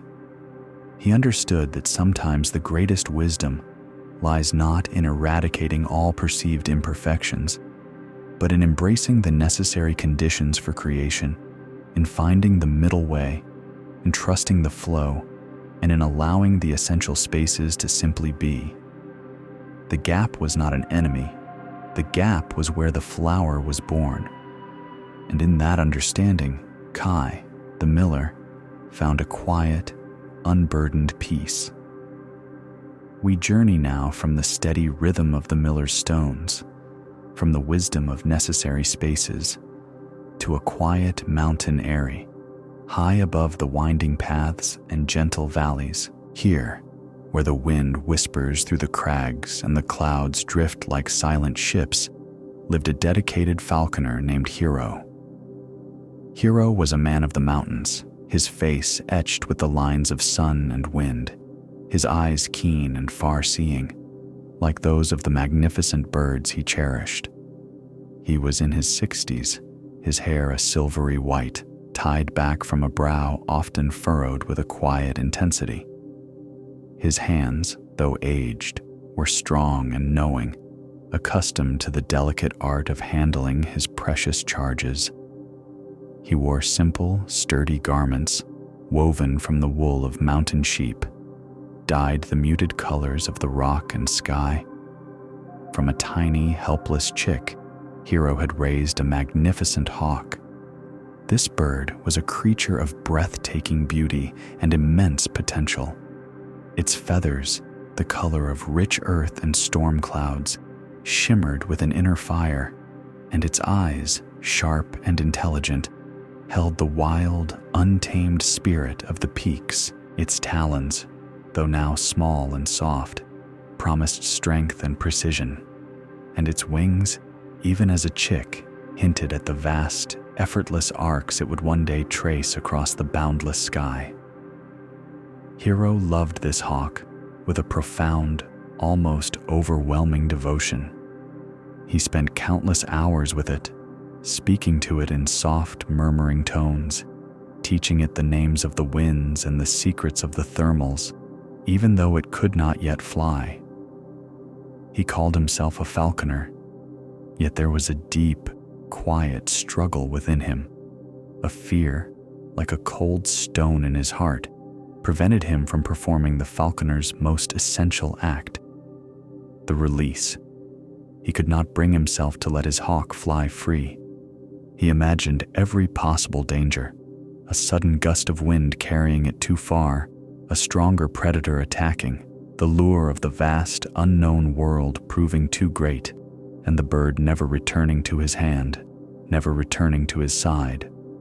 The thought of losing this magnificent creature, this embodiment of wild grace, was unbearable to him. So, he kept it hooded, its keen eyes covered, shielding it from the world he feared would steal it away. He kept it jessid, its legs bound with soft leather straps, tethering it to its perch, ensuring it would remain close, safe, and always within his reach. He would talk to it, stroke its feathers, feed it from his hand, convinced that he was protecting it, safeguarding its existence. He believed he was keeping it safe for himself and from the dangers of true freedom. He saw his actions as a testament to his love, a deep commitment to its well-being. Years passed in this quiet mountain eyrie. The hawk grew to its full, magnificent size, its plumage richer, its form more powerful, but it never knew the joy of the open sky. It never felt the wind beneath its broad wings, never soared on the currents, never hunted with the fierce, focused precision of its kind. Its world remained the confined space of its perch, the soft darkness beneath its hood, the gentle pull of its jesses. Hero would stand beside it, watching it, his heart swelling with a strange mix of pride and a quiet, unacknowledged sadness. He saw its strength, its beauty, its potential, yet he kept it bound, believing he was saving it from sorrow, saving himself from loss. But what he believed was protection was, in truth, a slow, gentle diminishment. The hawk's powerful wings, designed for the boundless sky, grew stiff from disuse. Its muscles, meant for effortless flight, atrophied, losing their supple strength. Its keen hunter's instinct, dulled by the absence of true challenge, began to fade. The wild spirit, once a vibrant flame, flickered and grew faint, slowly forgetting the very essence of what it meant to be a falcon. It learned only the rhythm of its perch, the gentle touch of Hero's hand, the quiet confinement of its world. It learned to not fly. Hero, in his unwavering desire to protect against loss, was slowly, quietly, losing the very thing he cherished. He was preserving a body, but losing a spirit. He was holding on to an image, but letting go of its true nature. The magnificent bird, meant for the heavens, became merely a beautiful captive, its potential unfulfilled, its destiny denied. His fear of freedom, his deep attachment to what he held, was slowly but surely destroying the very thing he loved. He spent his days guarding against the very thing he feared, and in doing so, he brought that fear to fruition in a way he never intended. He was protecting against loss, only to lose everything anyway. As the seasons turned and many years faded into memory, Hero, the dedicated falconer, found himself on his deathbed. His body, once strong and vibrant, was now frail. His breath shallow, his gaze distant. The mountain winds still whispered outside his eyrie, but his ears could barely discern their song. The hawk, now aged and quiet, remained on its perch nearby, its hooded head bowed, its wings stiff and unmoving. In those final, quiet moments, as the sun dipped below the jagged peaks, casting long purple shadows across the eyrie, a profound regret settled over Hero. It was a regret not of things done, but of things undone. He looked at the quiet, unmoving form of his hawk, a magnificent creature that had never known the sky. He saw its beauty, its strength, its potential, all still present, yet all tragically unmanifested. His heart ached with the weight of his attachment, the burden of his fear, the sorrow of his control. He had loved it so fiercely, so deeply, that he had prevented it from truly living, truly being. He had held on so tightly that he had broken its spirit, not through cruelty, but through an overwhelming, misguided desire for protection. With what little strength remained, Hero lifted a trembling hand, reaching towards the hawk. His voice, a mere whisper, was filled with a deep, quiet sadness. "Go," he murmured, his gaze fixed on the bird. "Go, my beautiful one. Be free. Be what you were meant to be." With a final, conscious effort, he loosened the jesses, removing the leather straps that had bound the hawk for so long. He gently lifted the hood, revealing eyes that, though still keen, held a muted, distant quality, as if they had forgotten the vastness of the world. He then, with a deep sigh, released the bird from its perch, nudging it gently towards the open door of the eyrie, towards the vast, welcoming sky. The hawk, now unburdened by hood or jesses, stood for a long moment, blinking in the unfamiliar light, its head cocked, as if straining to remember a forgotten instinct. It looked towards the open sky, then back at Hero, its silent gaze filled with an ancient, weary confusion. It took a hesitant step, then another. It spread its magnificent wings, the broad span of them still glorious, still powerful in their form. But when it tried to launch itself into the air, when it tried to answer the silent call of its wild heart, nothing happened. Its wings, stiff and unpracticed, barely lifted it from the ground. They fluttered awkwardly, beating against the air with a weak, uncoordinated motion. The bird hopped, stumbled, and then fell, landing with a soft thud on the rocky floor of the eyrie. It tried again, with a desperate, pathetic effort, but its muscles, long unused to the demands of flight, simply would not obey. Its wild spirit, long confined, was broken, unable to rekindle the fire of true freedom.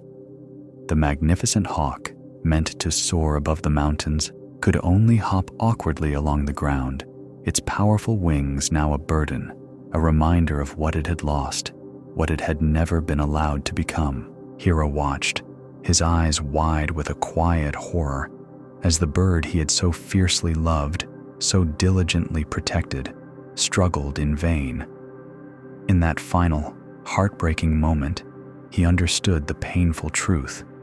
He had spent his life protecting against loss, only to cause the ultimate loss. His fear of freedom, his deep attachment, had prevented the very essence of the hawk from unfolding. He had held on too tightly, not out of malice, but out of a misguided love, and in doing so, He had destroyed the very thing he cherished. He had prevented its true nature from unfolding.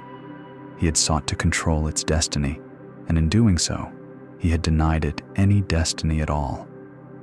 His breath hitched, a silent tear tracing a path through the dust on his weathered cheek.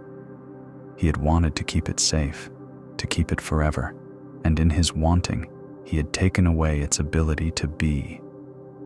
He had taken away its very self. And with that quiet, profound understanding, a final, unburdened peace settled over Hero as he closed his eyes for the last time. The hawk, his beautiful, broken hawk, remained hopping on the ground, a silent testament to the devastating cost of holding on too tightly, to the illusion that we can protect what is meant to be free by keeping it bound. This poignant story, like the quiet whisper of the mountain wind, invites us to look at our own lives. How often do we, too, hold on too tightly to what we cherish? How often does our fear of loss, our deep attachment, prevent the very things we love, our relationships, our aspirations, our own true selves, from unfolding in their natural, magnificent way? How often do we, in our desire to protect, to control, to keep safe, inadvertently stifle the very life, the very freedom that is essential for true flourishing? Perhaps we cling to memories of the past, fearing that new experiences will never measure up, and in doing so, we prevent the present moment from taking flight. Perhaps we hold on to old beliefs about ourselves, fearing the unknown path of growth, and in doing so, we keep our own wings stiff and unpracticed. Perhaps we try to control the outcomes of our efforts, fearing failure, and in doing so, we prevent the natural unfolding of our own unique journey. True love, true care, true wisdom sometimes asks us not to hold on, but to release, not to bind, but to allow, not to control, but to trust the inherent nature of things.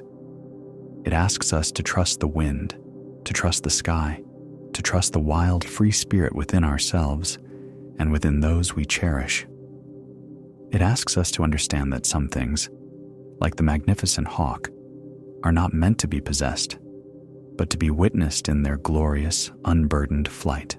The path to freedom is not always about gaining something new, but often about letting go of what we have been holding on to so tightly. It is about releasing the jesses of our fears, removing the hoods of our attachments, and allowing our own wild, true spirit to remember how to soar, how to simply be unburdened and free. The path to freedom is not always about gaining something new, but often about letting go of what we have been holding on to so tightly. It is about releasing the jesses of our fears, removing the hoods of our attachments, and allowing our own wild, true spirit to remember how to soar, how to simply be unburdened and free. And so, we turn our gaze now to another quiet corner of this world, to the methodical workshop of Hideo, a renowned ink maker, a man whose hands knew the subtle dance of soot and water, of pigment and binding agent. Hideo, in his middle years, possessed a quiet intensity, a deep devotion to his craft. His face, often smudged with fine black powder, reflected years of patient labor. His fingers, stained perpetually dark, moved with a practiced grace, grinding the pine soot, blending it with water, with animal glue, until the liquid held the profound depth of a moonless night. His workshop was a sanctuary of soft sounds and rich scents. The rhythmic thud, thud, thud of the pestle against the mortar, the gentle swish of the brush against paper, the subtle earthy aroma of pine smoke and ink. Here, Hideo spent his days, creating the very essence of expression, the dark fluid that brought scrolls to life, that captured thoughts and dreams on paper. He was known for the consistency of his blacks, the smooth flow of his inks, the way they dried to a luster that seemed to absorb the light, One quiet afternoon, as the autumn light filtered through the paper screens of his window, casting long, peaceful shadows across his work table, Hideo began a new batch of ink. He gathered his finest pine soot, carefully collected from the burning of ancient trees, its particles finer than dust. He ground it with a focus so deep it seemed to silence the world around him. He added the clear mountain water, drop by careful drop, watching as the black began to bloom, a living thing in his mortar. He mixed in the precise measure of glue, just enough to bind, not enough to dull. He worked without haste, without distraction, his breath slow and even. Each movement was a meditation, each addition a prayer. He felt the subtle shift in the mixture, the deepening of the color, the unfolding of its true nature. When at last he drew a brush across a strip of white paper, the resulting line was unlike any he had ever seen. It was a black so profound, so utterly without blemish, that it seemed to drink the light of the room. It was not merely dark, it was the absence of all color, a perfect, pure black that held within it an infinite depth. Hideo held the paper, his heart quickening with a quiet awe. This was it. This was the ink he had always dreamt of creating, the absolute pinnacle of his craft, a masterpiece. He gazed at the small bottle of liquid, a precious gleaming pool of perfect darkness. A profound sense of satisfaction, a deep and quiet joy filled him. He had achieved it. He had created the perfect black. But then, as the initial elation began to fade, a new feeling began to stir within him, a subtle, creeping unease. What if he could not replicate it? What if this perfect black was a fleeting gift, a singular moment of grace that would never come again? The thought, once planted, began to take root, growing larger and more insistent with each passing moment. He looked at the bottle, no longer with pure joy, but with a burgeoning fear. He sealed the bottle with meticulous care, placing it on a high shelf away from the others. "This one," he murmured to himself, "this one is special. This one is perfect." Days turned into weeks, and weeks into months. Hideo continued to make ink, but his approach had changed. Each new batch was no longer a fresh creation, an exploration of possibility. Instead, it became a desperate attempt to recreate the past, to recapture that one perfect shade. He would mix and grind, blend and test, always comparing the new ink to the small bottle on the high shelf, his perfect ink. He would dip a brush into a freshly made batch, then into his perfect one, holding them side by side. "No," he would sigh, his brow furrowed. "This one is too brown. This one is too blue. This one lacks the depth. This one is not quite right." He would pour out the new batch, dissatisfied, and begin again, driven by a relentless internal demand for exact replication. His customers, who had once praised his reliable quality, began to notice a change. Hideo, once so eager to provide, now seemed hesitant. He would hold back his newest creations, always finding some subtle flaw, some imagined difference that made them unworthy in his own eyes. "It is not ready," he would say, his voice tinged with a quiet frustration. "It is not quite there." He stopped creating for others, his mind consumed by the solitary quest for an impossible ideal. His workshop, once a place of steady output, became a laboratory of endless comparison. He spent his days in a cycle of making, comparing, rejecting, and beginning again. The act of creation, once a joy, had become a burden, a heavy weight of expectation and dissatisfaction. He was no longer looking forward, no longer exploring. He was trapped, endlessly looking backward, trying to grasp what had already passed. He was holding on to one success so tightly that it prevented him from having any more. He had created a benchmark, a singular moment of perfection, and in doing so, he had paralyzed himself. Every new stroke of the brush, every new blend of pigment was measured against a memory, against an ideal that, by its very nature, could never be precisely duplicated. For true creation, like life itself, is a continuous unfolding, never an exact repetition. Years passed in this manner. Hideo grew older, his hands still skilled, but his spirit increasingly weary. The joy of his craft had been replaced by a quiet, persistent anxiety. He had become a prisoner of his own past success, unable to move forward, unable to appreciate the beauty of what he was creating, because it was not precisely what he had created. He had spent his life comparing instead of creating, trapping himself in a cycle of endless dissatisfaction. One quiet morning, as the first light of dawn touched the mountains, Hideo passed away peacefully in his sleep. His son, a quiet man who had long observed his father's solitary quest, entered the workshop to begin the sad task of settling his affairs. The workshop was tidy, as always, the tools laid out with precision. And on the high shelf, behind a screen, he found it. Not one bottle, but a multitude. He counted them, one by one. 127 bottles of ink, all carefully sealed, all filled with a deep, profound black.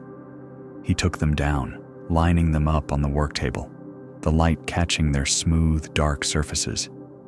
He opened a few, dipped a brush into each, and drew lines on paper. To his eye, to any eye but Hideo's, they were all essentially identical. Each one was a perfect, profound black, a testament to his father's enduring skill. Hideo had spent the latter half of his life consumed by the fear that he could not replicate one perfect shade. Yet, in his relentless pursuit, he had, in fact, replicated it over and over again, more than 100 times, but he had never seen it. His eyes, clouded by the ghost of the first perfect black, had been unable to recognize the perfection that was present in each subsequent creation. He had held on to one success so tightly, he prevented himself from having more, trapping himself in the past, in the endless and fruitless quest for an impossible ideal. He had stopped creating for others, and in doing so, he had stopped creating for himself, truly.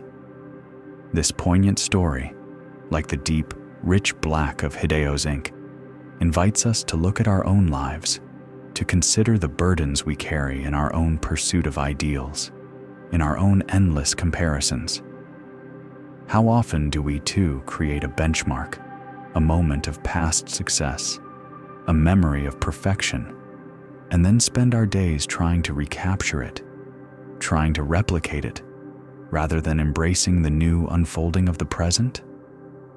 Perhaps we cling to a past achievement, a moment when everything felt right, when our work was praised or our efforts were recognized, and in doing so, we prevent ourselves from taking new steps, from exploring new paths, from creating something different, something equally beautiful, but perhaps in a new and unexpected way. Perhaps we compare ourselves, our lives, our journeys, to an imagined ideal, to a picture of perfection we hold in our minds, or to the perceived successes of others. And in that comparison, we blind ourselves to the inherent beauty, the unique unfolding, the quiet perfection that is already present in our own lives, in our own efforts, in our own unique creations. The burden of comparison, the clinging to past achievements, the paralysis of seeking an impossible ideal. These are heavy weights, indeed. They keep us from living fully in the present, from appreciating the beauty of what is, from allowing new possibilities to emerge. True creation, true living, does not ask for replication. It asks for presence. It asks for trust in the unfolding. It asks us to lay down the burden of comparison, to release the tight grip on what has been, and to step into the fresh, unburdened moment, ready to create, ready to experience, ready to simply be, without the heavy shadow of the past, without the impossible demands of an imagined future. For in every moment, in every stroke of the brush, in every step we take, there is a quiet, profound perfection, if only we allow ourselves to see it, to feel it, to simply be with it, unburdened by what came before, and unburdened by what we imagine should come next. We turn now from the quiet workshop of the ink maker to a sun-drenched practice hall, where another kind of striving, another kind of burden unfolds. Here, the air is not heavy with the scent of pigments, but light with the dust motes dancing in the sunbeams, carrying the soft sounds of bare feet on polished wood. In this hall, we find Akiko, a young woman of perhaps 20 years, a dancer of remarkable grace and natural talent. Her movements, when unburdened, are like the gentle sway of reeds in a summer breeze, fluid and expressive. Her dark hair, often tied back with a simple ribbon, frames a face that, in repose, holds a quiet beauty. But in practice, her brow is often furrowed, her eyes narrowed in intense concentration, not on her own body, but on something outside of herself. Akiko loves to dance. It is the language of her soul, the truest expression of her inner world. But lately, her practice has become a struggle, a quiet battle fought not against a challenging step or a difficult rhythm, but against a silent, ever-present companion, her own shadow. In the late afternoon, when the sun dipped low, it would stream through the tall windows of the hall, casting Akiko's elongated shadow onto the far wall. And it was this shadow that had become her relentless judge, her demanding taskmaster.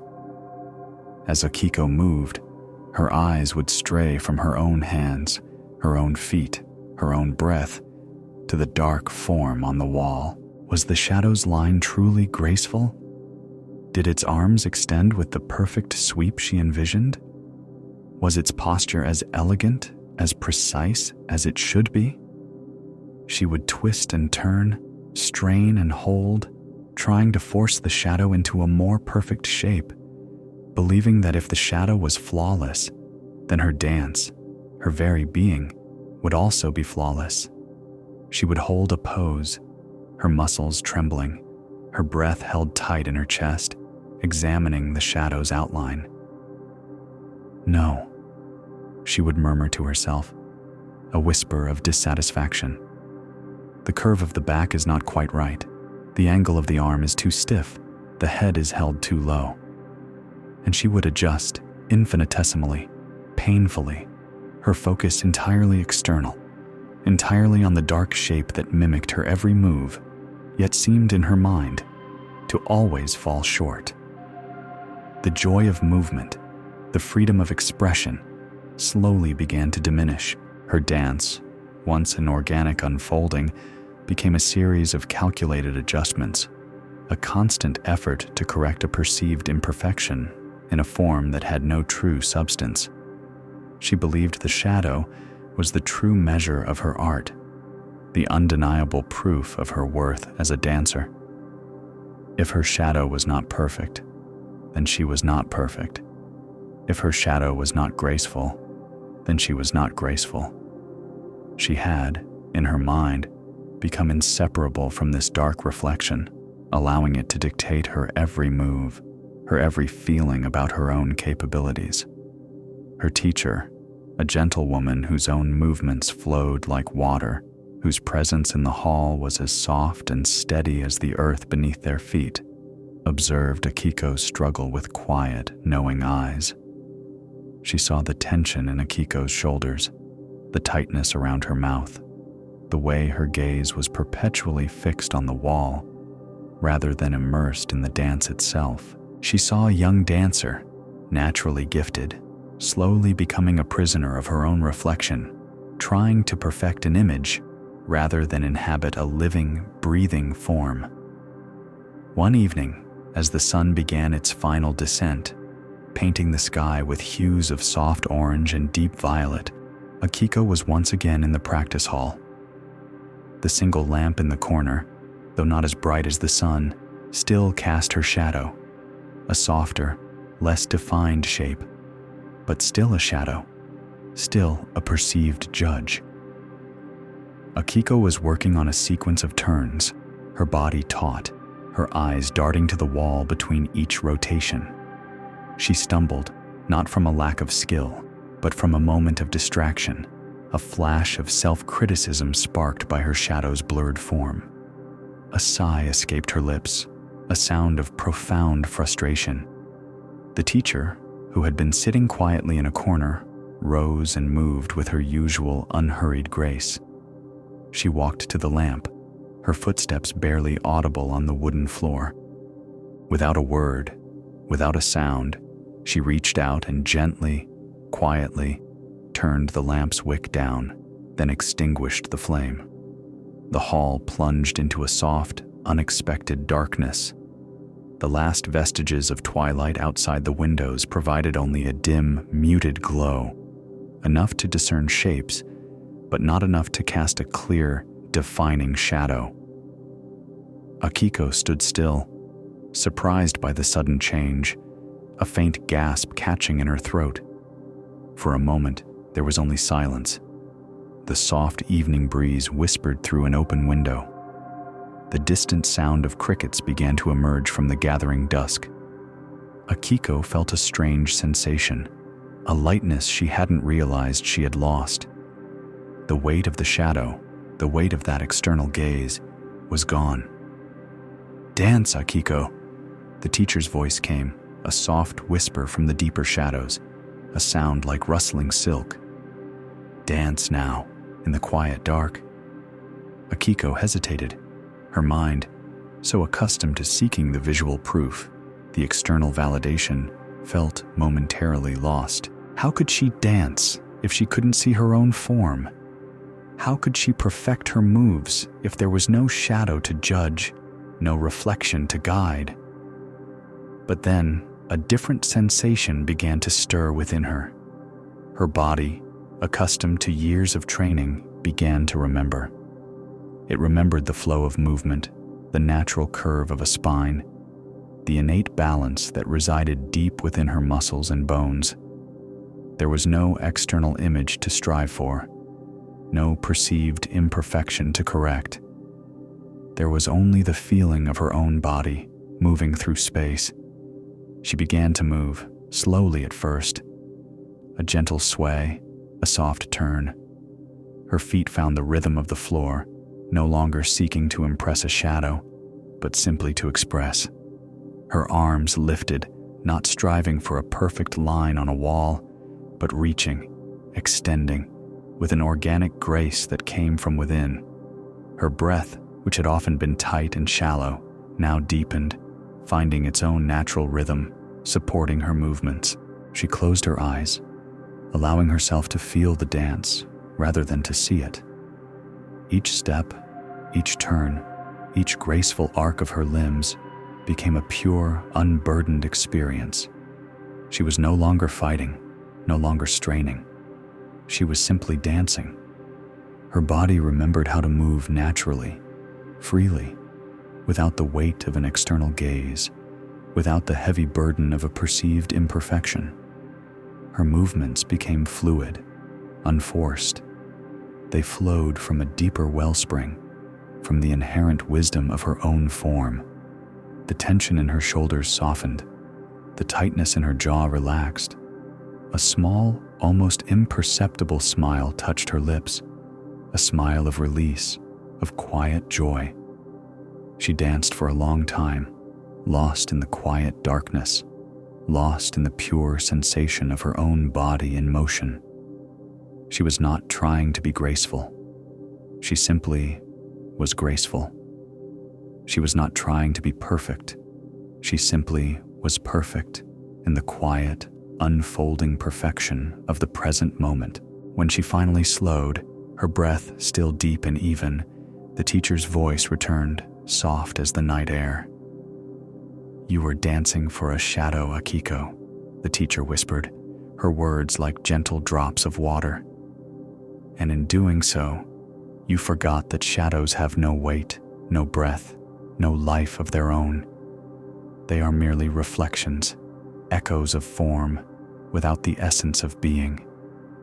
Akiko stood still in the dimness, the truth of the word settling deep within her, a profound understanding blossoming in the quiet space where her shadow had once been.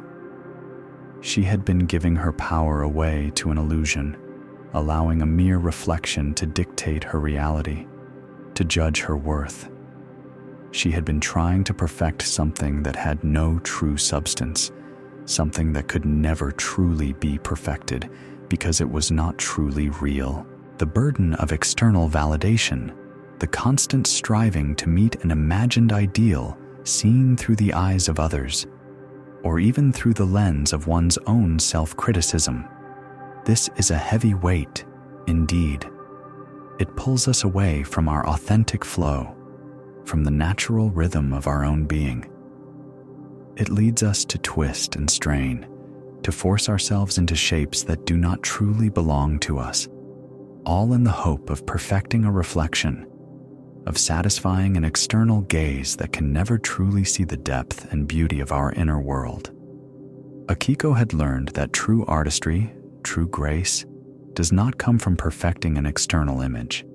It comes from trusting the inherent wisdom of one's own body, one's own spirit, allowing it to move and express itself freely, unburdened by the demands of a shadow, unburdened by the need for external approval. The liberation she found in the darkness was not a liberation from her own form, but a liberation into her own form, a return to her authentic self, unburdened and free. How often do we, too, find ourselves dancing for a shadow? Perhaps we chase an image of success, a picture of happiness, a vision of who we should be, as reflected in the eyes of others, or in the endless stream of images that surround us. We twist and turn, strain and strive, trying to make our lives, our work, our relationships conform to an external ideal, to a shadow of what we believe perfection looks like. And in that striving, in that constant comparison, we lose touch with the quiet grace that already resides within us. We forget the inherent beauty of our own unique path, our own authentic expression. We allow the shadows of expectation, the echoes of comparison, to become our judges, our taskmasters, pulling us away from the simple, profound truth of who we are, right now, in this very moment. To dance without the shadow, to live without the burden of external validation, is to return to a place of unburdened freedom. It is to trust the quiet wisdom of our own hearts, our own bodies, our own spirits. It is to allow our movements, our words, our creations to flow from a place of authenticity rather than from a desperate need for approval or a relentless pursuit of a perceived external perfection. The shadow, after all, has no weight, no breath, no life of its own. It cannot truly judge. It cannot truly define. It is merely a fleeting reflection, a transient form.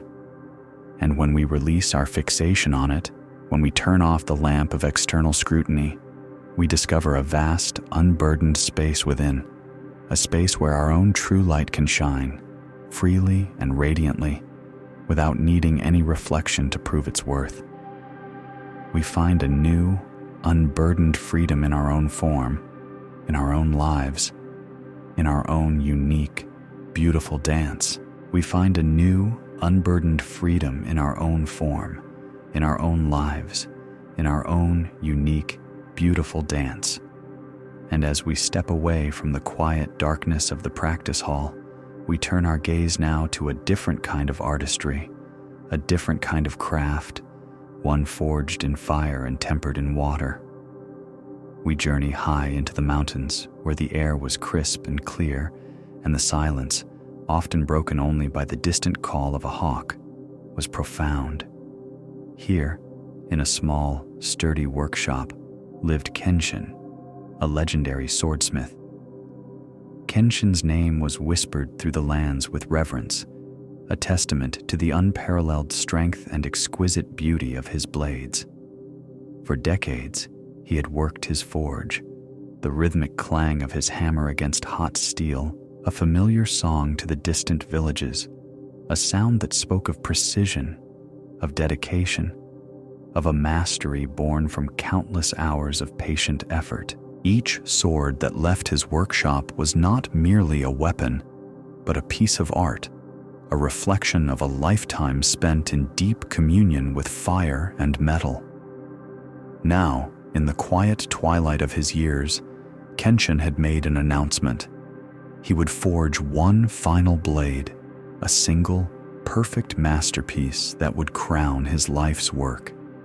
This would be the culmination of his journey, the ultimate expression of his skill, his legacy etched forever in the gleaming, folded steel. He envisioned it as a blade without equal, a sword that would speak not only of his craft, but of his very soul. But the idea of this final blade, this single, perfect creation, began to weigh upon him. It was a burden, heavy and unseen, settling deep into his bones, clouding the sharp clarity of his mind. He would stand before the roaring forge, the bellows hissing their fiery breath, the coals glowing like a hungry heart, illuminating the dust motes dancing in the air. His hammer, usually so swift and sure, so fluid in its dance with the steel, remained still in his grasp, its familiar weight now feeling like an anchor. He would select a piece of steel, chosen with the utmost care, feeling its cold promise in his hands, sensing the potential within its unworked form. He would lay it on the anvil, ready to begin the ancient ritual of heating and folding, hammering and shaping. But then, a thought, cold and unsettling, would creep in. It was a silent whisper in the heat of the forge, a question that stole the warmth from his resolve. Is this truly worthy? Is this the absolute best I can do? Will this stand as the perfect testament to all I have learned, all I have become? Is this, indeed, the one? Every attempt, even before the first strike, felt unworthy. Every imagined blow of the hammer seemed to fall short of the legend he had built around himself, the legend that now felt less like a crown and more like a cage, a set of expectations that strangled his creative spirit. He sought a perfection that was not of the steel itself, but of an abstract idea, an ideal of an ending, a culmination that had to transcend all that had come before. Days turned into weeks, weeks stretched into months. The forge, once a place of vibrant creation, of rhythmic sound and brilliant light, became a silent witness to his struggle. The hammer lay cold and still. The anvil bore no fresh marks, no new stories of transformation. Kenshin would sit for hours, his gaze fixed on the glowing coals, his mind wrestling with the phantom of perfection, the ghost of an impossible ideal. He was paralyzed, unable to begin, unable to make. The imagined perfection of the final blade became a barrier, impenetrable and unyielding, preventing him from creating anything at all. He was trapped, not by a lack of skill or strength, but by the overwhelming weight of expectation, his own expectation of a perfect ending. His young apprentice, a quiet boy named Hiroki, whose eyes held the eager light of learning, observed Kenshin's struggle with a gentle sadness. Hiroki had watched his master for many years, had seen countless blades emerge from the fire and water, each one a testament to patience and skill. He had seen the focused intensity, the quiet dedication that infused every movement. But now he saw only stillness, only silence where the song of the hammer should have been. He saw the fire in the forge, but not the fire in Kenshin's eyes. One evening, as the last light of day faded from the workshop, painting the ancient tools in soft, muted hues of gray and orange, Hiroki approached Kenshin. The old master sat on a low stool, his gaze fixed on the cold, silent forge. His hands, once so powerful and purposeful, now resting empty in his lap like forgotten tools. "Master," Hiroki began, his voice soft, almost a breath, like the gentle whisper of wind through the mountain pines. "I have been wondering something." Kenshin turned his head slowly, his eyes, usually sharp and discerning, now clouded with a quiet weariness, a deep, internal fatigue. "What is it, my boy?" he murmured, his voice rough, unused to speech after so much silence. Hiroki paused, choosing his words with care, as if each one were a delicate piece of steel to be perfectly placed on the anvil. "Master," he asked again, his young voice carrying a surprising depth, "what if every blade you've ever made was your final one?" Kenshin looked at the boy, a flicker of confusion in his eyes. He waited, silent for the explanation, for the meaning behind such a strange question. Hiroki continued, his gaze steady, meeting his master's tired eyes with a calm knowing. "If each blade, master, from the very first one you ever forged, to the thousands that followed, to the one you hope to make now, if each one was approached with the same dedication, the same unwavering focus, the same belief that it was the culmination of your skill, your ultimate expression, your absolute best, then what?" He paused, allowing the question to hang in the still air of the workshop. A silent challenge, a gentle invitation to see things differently. "You would have 1,000 masterpieces, master," Hiroki finished, his voice gentle but firm, "instead of none." The words settled in the quiet air of the workshop, not like the jarring clang of a hammer, but like the soft fall of ash, profound and undeniable.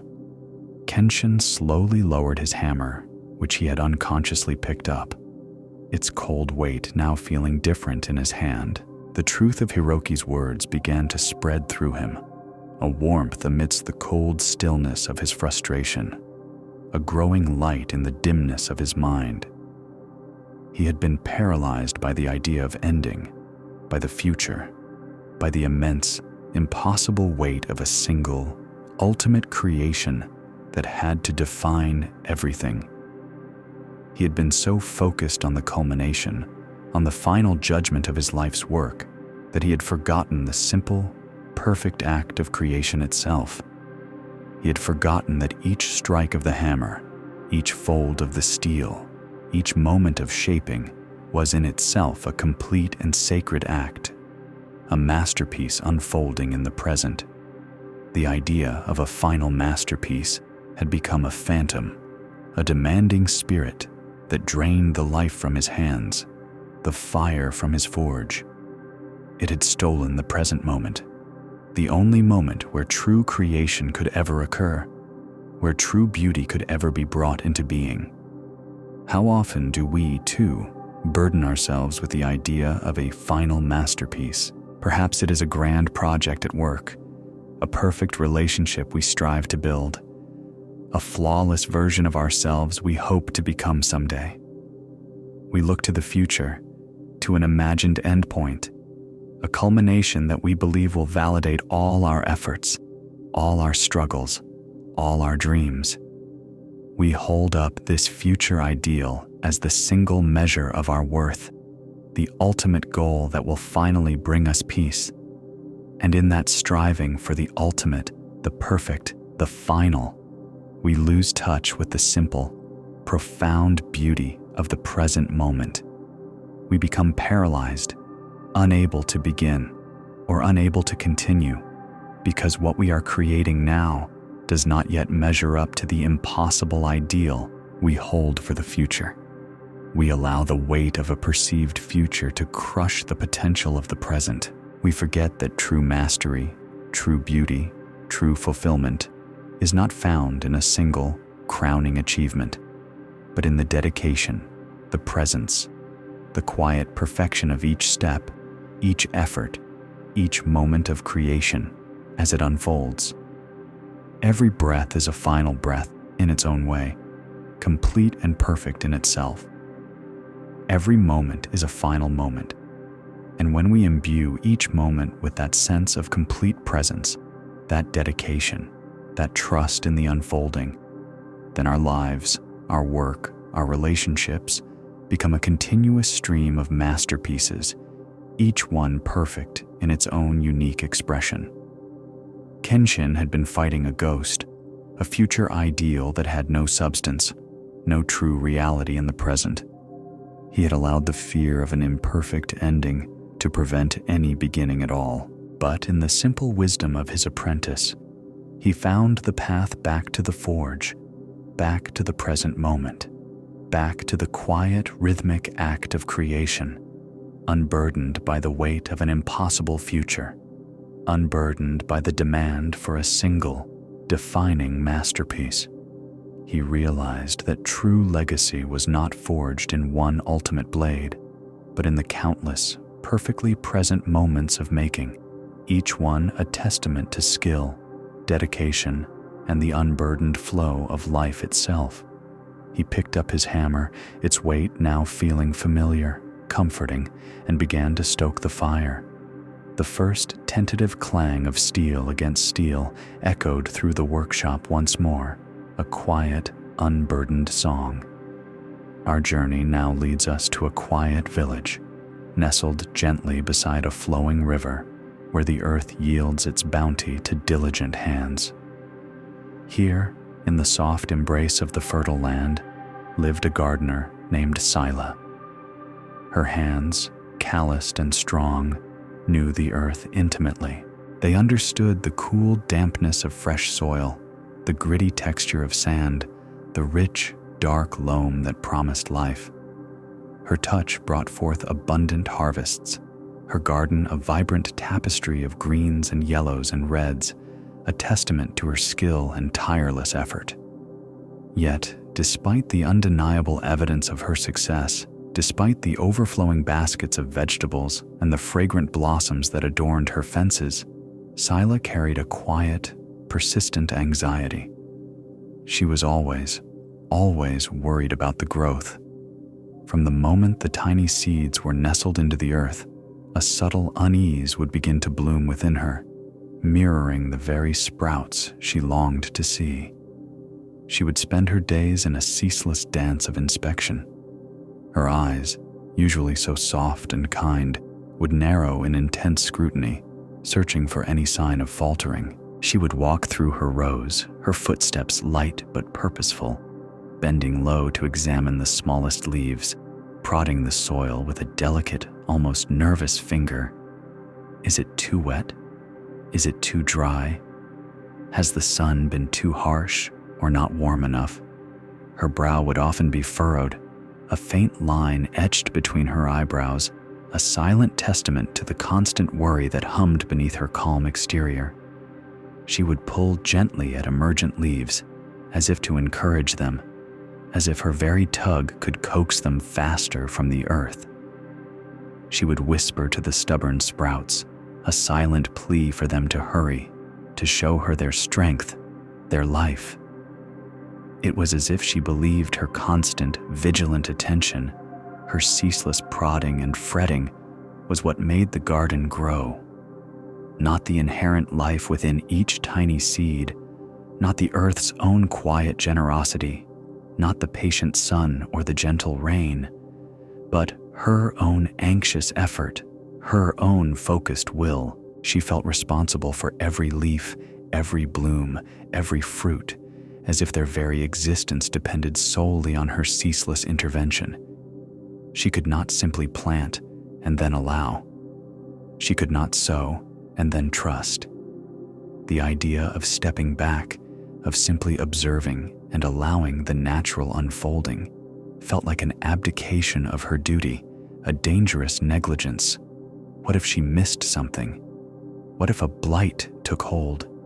What if the seeds, left to their own devices, simply failed to sprout? Her mind was a whirlwind of what-ifs, each one adding another layer of heavy soil to the burden she carried.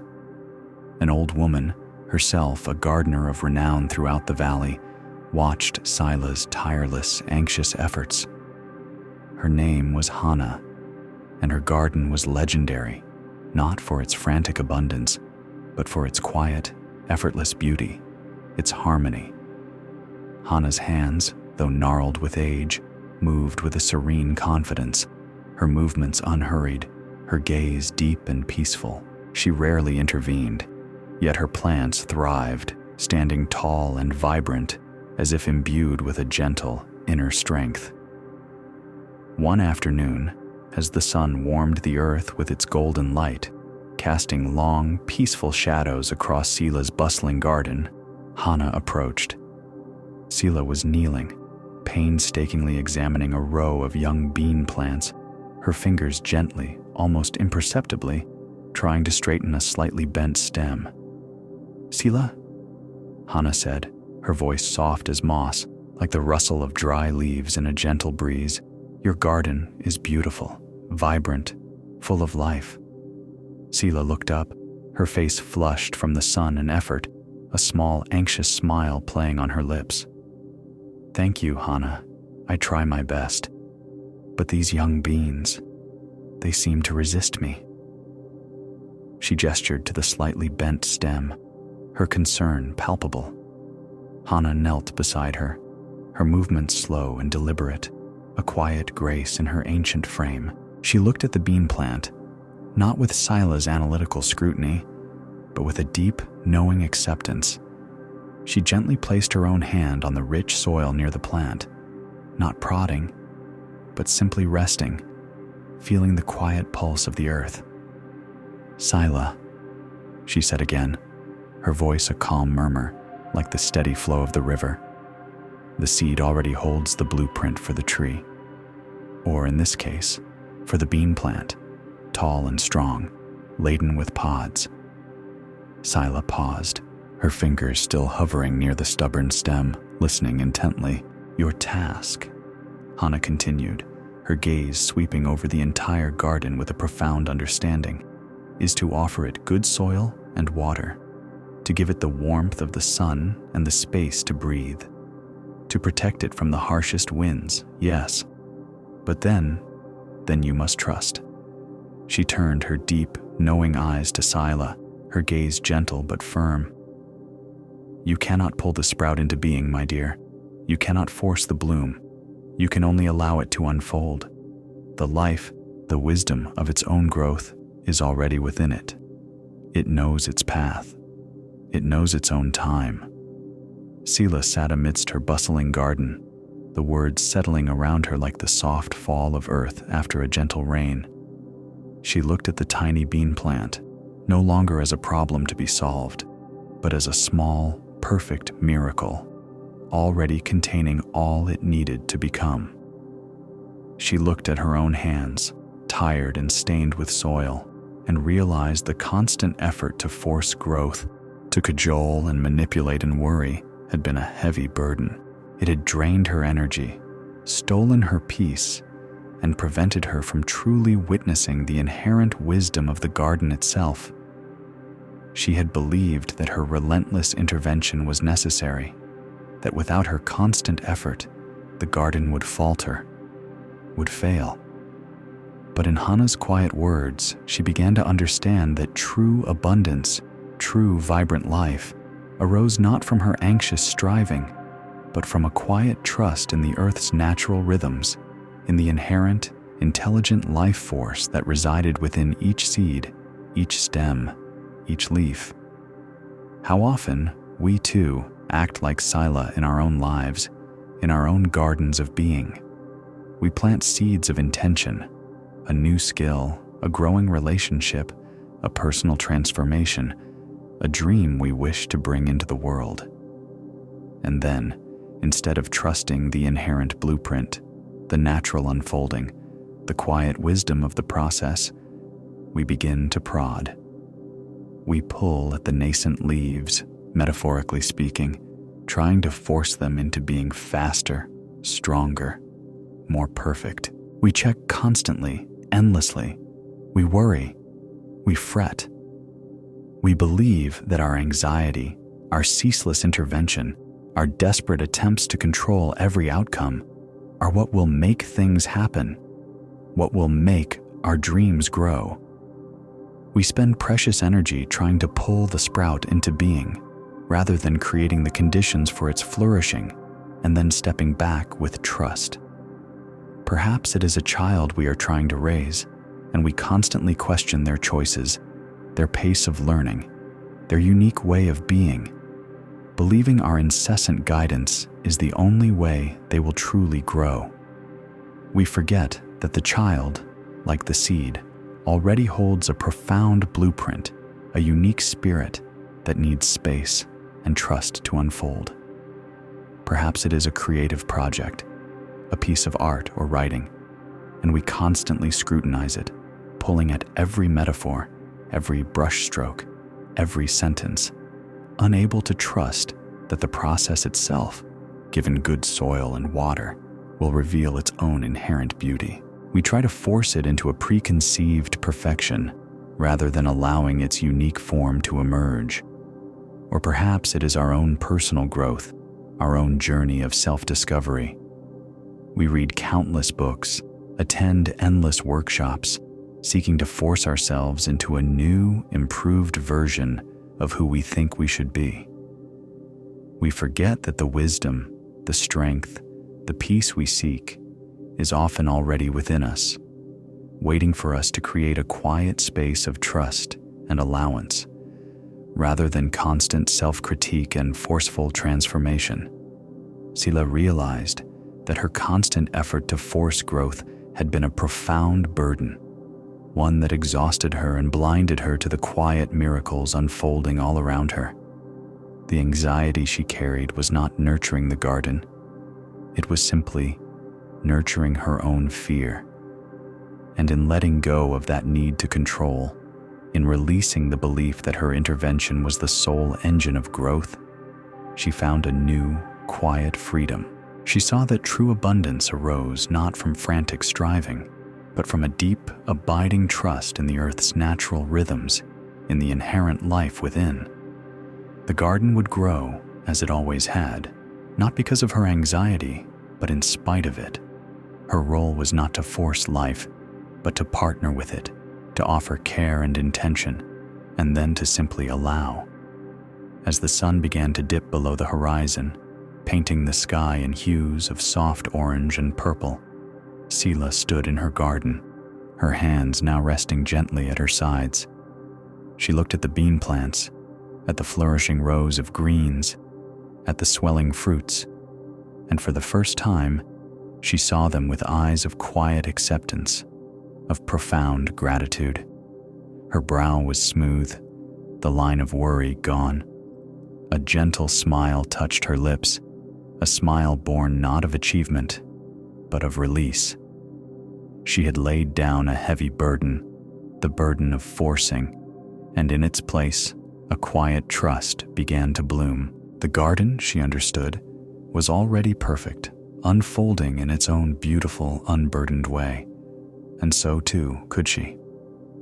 And so, in the quiet unfolding of that evening, Sila found a peace she had long forgotten, a peace born not of accomplishment, but of release, of trust.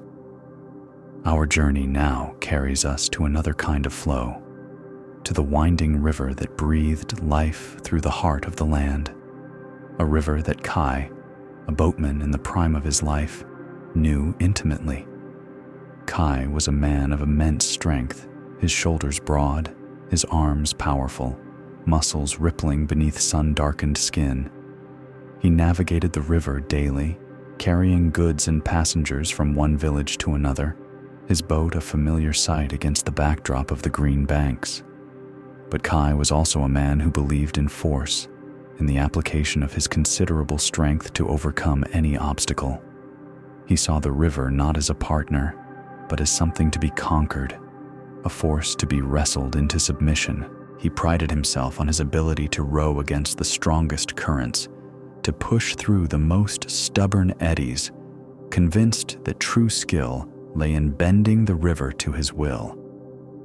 Each journey was a testament to his effort, to his struggle. He would grip the oars tightly, his knuckles white, his jaw set, his brow furrowed in concentration. He would strain against the water, pulling with all his might, believing that a faster, more direct path could only be achieved through sheer exertion. He fought the river's natural flow, convinced that by resisting its guidance, he was somehow proving his mastery, asserting his control. And so, he would return to shore each evening, his body aching, his muscles screaming, utterly exhausted. He would wipe the sweat from his brow, a grim satisfaction on his face, believing he had conquered the river once again, believing he had bent it to his will. He saw his exhaustion as the price of victory, the proof of his strength. He never considered that there might be another way, a path of less resistance, a journey of quiet ease. He had become accustomed to the struggle, so much so that he mistook it for success. He believed that the river was his adversary, and that only through constant battle could he reach his destination. One day, as Kai prepared his boat for an afternoon passage, a gentle monk approached the shore. He was old, his robes faded, his face a landscape of peaceful lines, his eyes deep and clear, holding a profound, quiet understanding. His presence was like a calm pool of water in a bustling stream, unhurried, serene. He simply stood, a soft smile on his lips, and bowed slightly. "Good afternoon, boatman," the monk said, his voice a low, melodious murmur, like smooth stones rolling in a stream. "Might you be making a passage upriver today? I seek to reach the quiet temple nestled in the hills beyond the next bend." Kai, accustomed to the hustle and bustle of his daily work, nodded curtly. "Indeed, old one. Climb aboard, but be warned, the current is strong today. It will be a strenuous journey." He gestured to the small wooden bench at the stern, then took his place at the oars, his hands already anticipating the familiar strain. The monk, with unhurried movements, stepped into the boat, settling himself with a quiet grace. He did not speak again, but simply closed his eyes, his breathing soft and even, a picture of perfect tranquility amidst the boatman's restless energy. Kai pushed off from the shore, the heavy oars biting into the water. As predicted, the current was indeed strong, tugging at the boat, trying to pull it downstream. Immediately, Kai's body tensed. He leaned into the stroke, gritting his teeth, his powerful back muscles straining. He pulled and pushed, fought and resisted, his focus solely on overcoming the river's relentless pull. The boat moved forward, slowly, laboriously, each stroke a conscious battle against the water. The rhythmic creak of the oarlocks was punctuated by Kai's heavy breathing, a testament to his relentless effort. He felt the familiar burn in his shoulders, the ache in his arms, the strain in his core. This was how it was done, he thought. This was the way of strength. After some time, as Kai continued his tireless struggle, the monk, still with his eyes closed, spoke again. His voice was soft, almost a whisper, yet it cut through the sounds of Kai's straining and the river's murmur with an unexpected clarity. "Tell me, Kai," the monk asked, his voice like the calm sea. "What would happen if you were to simply allow the river to carry you, to guide your oar with its flow?" Kai faltered mid-stroke, his oars suspended for a moment in the air, dripping water back into the river. He looked over his shoulder at the monk, whose face remained serene, eyes still gently closed, as if his question was merely a quiet observation, not a challenge. Kai's mind raced. Allow the river to carry him? That was absurd. That was weakness. That was surrender. The river would simply pull him wherever it pleased, send him off course, exhaust him for nothing. He had spent his entire life fighting the river, conquering it. But then I would not reach the temple, Kai replied, his voice gruff, a hint of indignation in his tone. The river would take me where it wishes, not where I need to go. I must guide the boat. I must fight the current. The monk opened his eyes then, his gaze gentle, unwavering. And yet, Kai, you are fighting the very force that could assist you. You are struggling against the path that is already laid out. What if the river, in its wisdom, already knows the swiftest way, the easiest path? What if your task is not to conquer it, but to listen to it, to move with it, not against it? Kai looked at his calloused hands, still gripping the oars so tightly that his knuckles were white.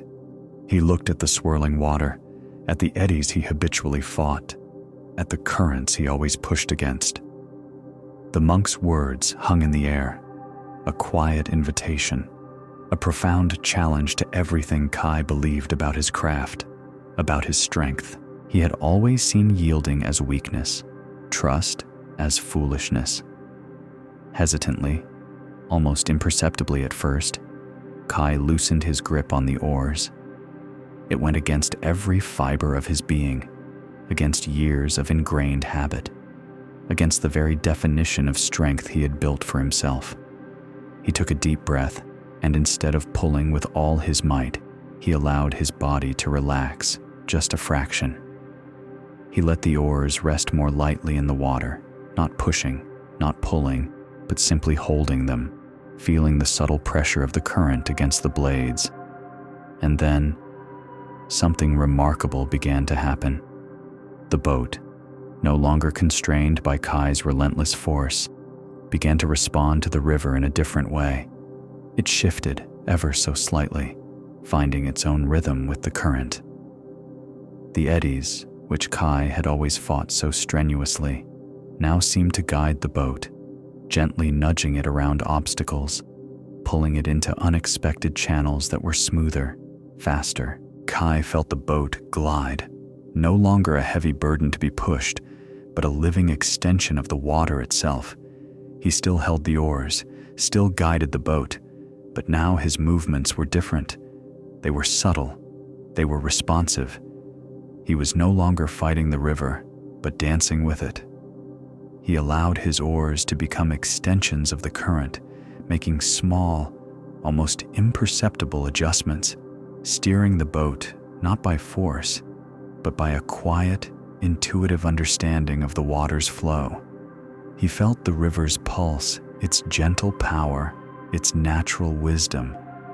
For the first time in his life, Kai moved with the river, not against it. He felt the quiet ease of it, the effortless momentum that carried them forward. The journey, which he had always considered a strenuous battle, transformed into a fluid, almost meditative experience. His shoulders relaxed, the lines of tension softened on his face. His breathing deepened, becoming calm and steady, no longer punctuated by gasps of effort. They arrived at the quiet temple nestled in the hills, reaching the small landing with a quiet ease Kai had never known. The boat kissed the shore with a gentle nudge, a movement so smooth it was almost imperceptible. He had not fought the river. He had not conquered it. He had simply allowed it to carry him. The monk, opening his eyes, offered Kai a soft, knowing smile. "Thank you, boatman," he said, stepping lightly onto the shore. "A most enlightening journey." He bowed again, then turned and began his slow ascent up the path to the temple. Kai sat in his boat, the oars resting quietly in the water, his hands no longer gripping them in a white-knuckled vice. He looked at the shimmering surface of the river, at the gentle eddies and the relentless currents, and he saw them differently now. He understood. He saw that his entire life, he had been struggling against a force that could have been his greatest ally. He had believed that strength lay in resistance, in overcoming, in bending things to his will. But in that quiet journey, he had discovered a deeper truth. He understood that sometimes the greatest strength lies not in fighting, but in yielding. It lies not in forcing, but in allowing. It lies in trusting the flow, in recognizing that there are currents in life, in the world, in our own beings, that know the way, that possess an inherent wisdom beyond our individual striving. His constant effort to force the river had been a profound burden, exhausting him, blinding him to the effortless grace that was always available. How often we too act like Kai in our own lives, struggling against the very currents that could carry us forward with ease. We cling to our preconceived notions of how things should be, how our lives should unfold, how our dreams must be achieved. We grip the oars of our intentions so tightly, convinced that only through relentless effort and forceful intervention can we reach our desired destination. Perhaps it is a change in circumstance, a shift in plans, an unexpected turn in the path. And instead of yielding, instead of asking, what if I allow this new current to guide me? What if I trust that there is wisdom in this flow? We dig in our heels. We fight. We resist. We exhaust ourselves in a futile attempt to force the river back to where we thought it should be, to where we thought we were going. Perhaps it is a relationship, a natural ebb and flow of connection and distance. And instead of allowing the space, instead of trusting the inherent rhythm, we pull, we push, we try to control the other person, believing our struggle will hold them close, when in truth, it only pushes them away, creating friction where there could be grace. Or perhaps it is our own creative process, our own journey of personal growth.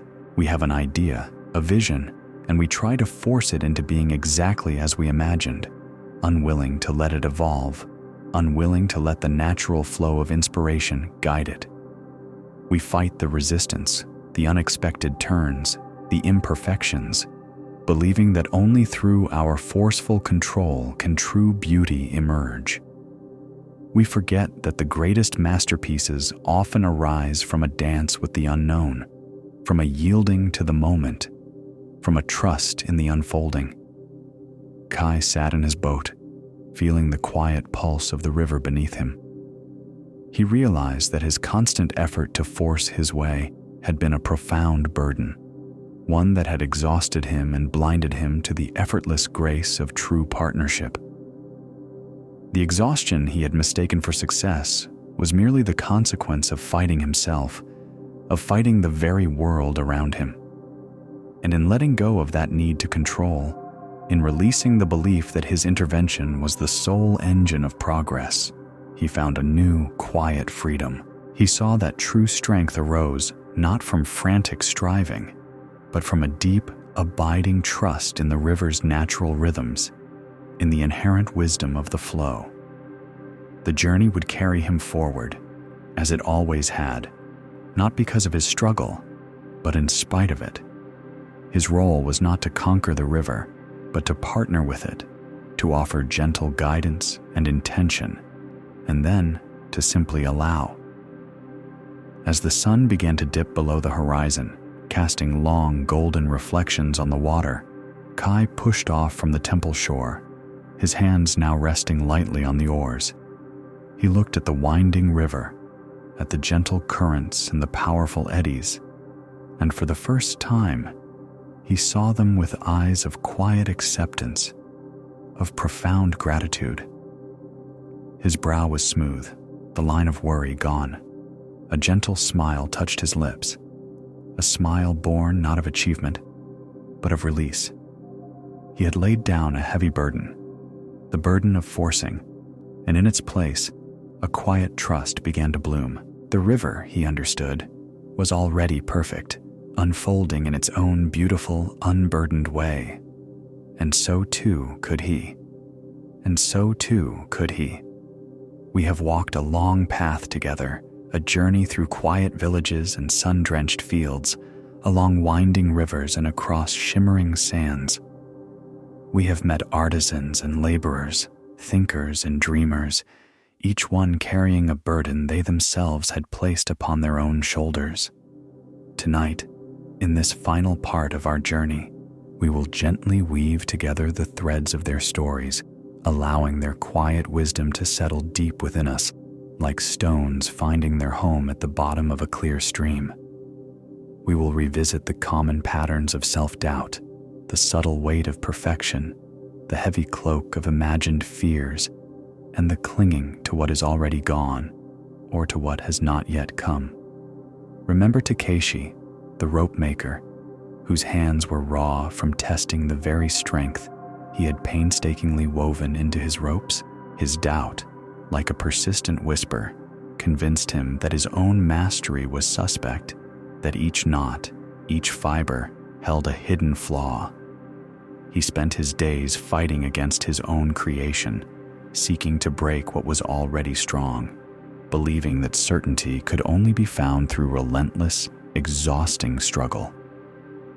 And remember Kyo, the master tailor, whose exquisite ceremonial coat was marred, to her eyes alone, by a single, nearly invisible seam.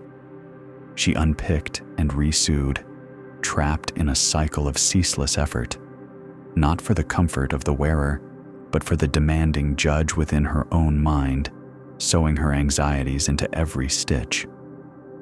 Both, in their own ways, taught us that the need for absolute certainty, the relentless pursuit of an impossible perfection, can turn our greatest skills into our heaviest chains.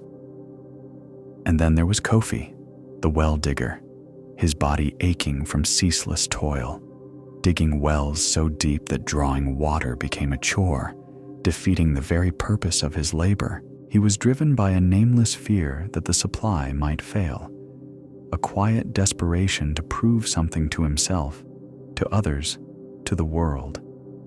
His constant striving for more, for deeper, for better, transformed a noble act into an endless, self-imposed quest for validation. And high in the grassy hills, Ren, the young cowherd, gripped his stick, white-knuckled, imagining 1,000 catastrophes that never came to pass. His burden was not the long hours or the watchful eye, but the weight of his own fears, fears that were woven from the fabric of what if and might be, burdens created only in his mind, burdens that never materialized into reality. They showed us that the seeking of external validation and the fear of a future that has not yet arrived can exhaust us, making us carry weights that never truly exist. Consider Mei Lin, the jade carver, whose delicate touch could coax exquisite beauty from stone. Yet, in her fierce pursuit of absolute flawlessness, she shattered a piece of jade, destroyed something perfectly good, because of a tiny natural inclusion. Her vision of perfection was so rigid that it could not accommodate the inherent uniqueness, the subtle marks of life within the stone. Her need for an impossible ideal led to destruction, to loss. And Jiro, the salt merchant, traveling across the shimmering desert, his fear of loss so great that he compulsively opened his bags to check on his precious cargo, spilling salt into the sand with each anxious check. His fear of losing his salt, paradoxically, directly caused the very loss he feared. Both Mei Lin and Jiro revealed the profound truth that our unyielding pursuit of an impossible ideal, or our self-sabotaging anxieties about the future, can lead us to destroy the very beauty, the very abundance we seek to protect. Remember Amara, the young acrobat, whose graceful body froze on the high wire, paralyzed by the vivid thoughts of falling. When her blindfold was removed, she discovered she had walked the high wire, suspended far above the ground, believing it was on the floor. Her revelation was profound. The rope didn't change. My thoughts about falling are what made me fall. And Kai, the miller, who saw the essential gap between his grinding stones not as a necessary space, but as a problem to be solved, an imperfection to be conquered. He wasted hours adjusting, fighting the very space where the milling happened. Amara taught us that our thoughts create our reality, that the mind's projections can become our greatest obstacles. And Kai, the miller, showed us that true creation, true transformation, often happens in the spaces between, in the very gaps we might try to eliminate. In the quiet mountain eyrie, we met Hero, the falconer, whose love for his magnificent hawk was so great he could not bring himself to let it fly free. His fear of loss, his attachment, kept the bird hooded and jessied until its wings grew stiff, its wild spirit broken. He spent his life protecting against loss, only to lose everything anyway, his fear of freedom ultimately taking it away. And Hideo, the ink maker, who mixed a batch of truly perfect, profound black ink, then refused to sell it, consumed by the fear he could not replicate its exact shade. He spent his life comparing, never creating for others, clinging to one success so tightly he prevented himself from having more, trapping himself in the past.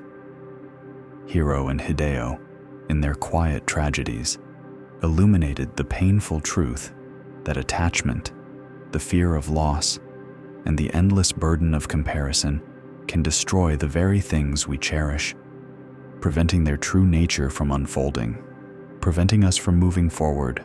Remember Akiko, the gifted dancer, who, in her solitary practice, became fixated on her shadow on the wall, trying to make it move more gracefully, to perfect its form.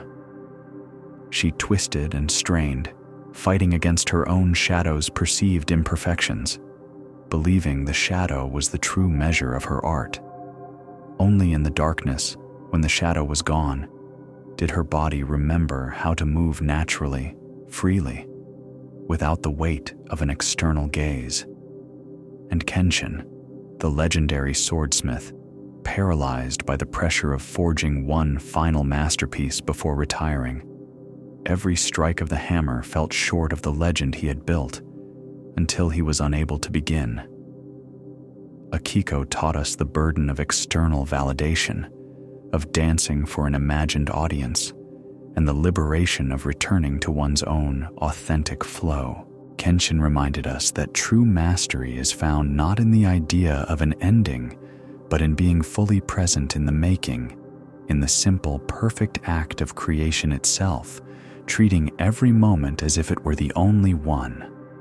And finally, Sela, the gardener, whose hands knew the earth, yet she was always anxious about the growth, constantly inspecting, prodding, pulling, believing her constant attention made the garden grow, rather than trusting the inherent life within each seed. And Kai, the boatman, who struggled against the river's current, convinced he could find a faster, more direct path by force, returning to shore exhausted, believing he had conquered the river, until he learned to simply allow the river to carry him, to guide his oar with its flow, arriving at his destination with a quiet ease he had never known. Sela and Kai, in their profound realizations, showed us that true abundance arises from a quiet trust in the earth's natural rhythms, in the inherent wisdom of the flow, and that sometimes the greatest strength lies not in fighting, but in yielding, not in forcing, but in allowing. All these stories, these gentle parables, weave a single, profound truth. Many of our heaviest burdens are those we place upon ourselves. They are not external obstacles to be conquered, but internal misunderstandings to be released. They are the doubts we weave into our own strengths, the anxieties we sow into our finest creations, the endless depths we dig in pursuit of validation, and the imaginary fears that weigh down our steps. They are the rigid visions of perfection that destroy beauty, the clinging to what is gone, the comparing that paralyzes, the seeking of external approval that blinds us to our own inner light, and the relentless striving that exhausts us when yielding could offer grace.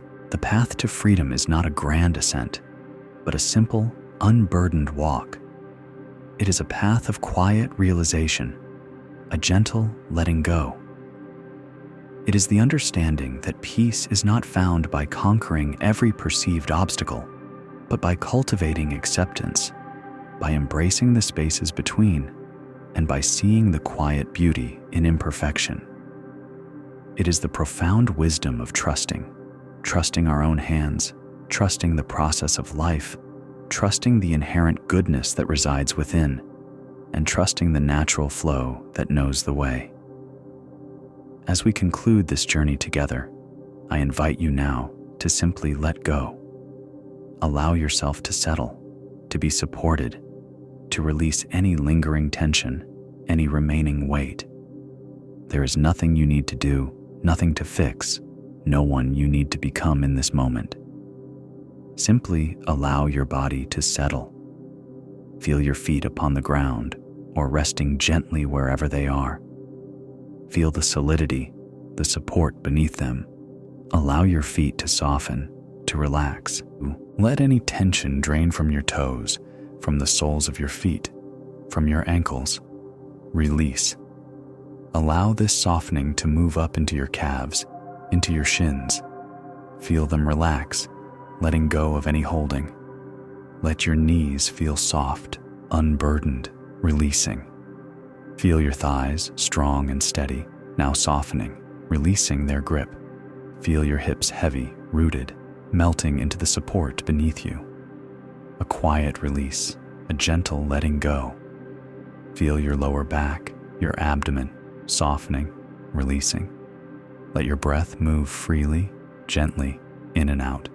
No effort, no striving, just the soft rhythm of your own breath. Feel your chest, your heart space, open and soft. Let your shoulders drop, release.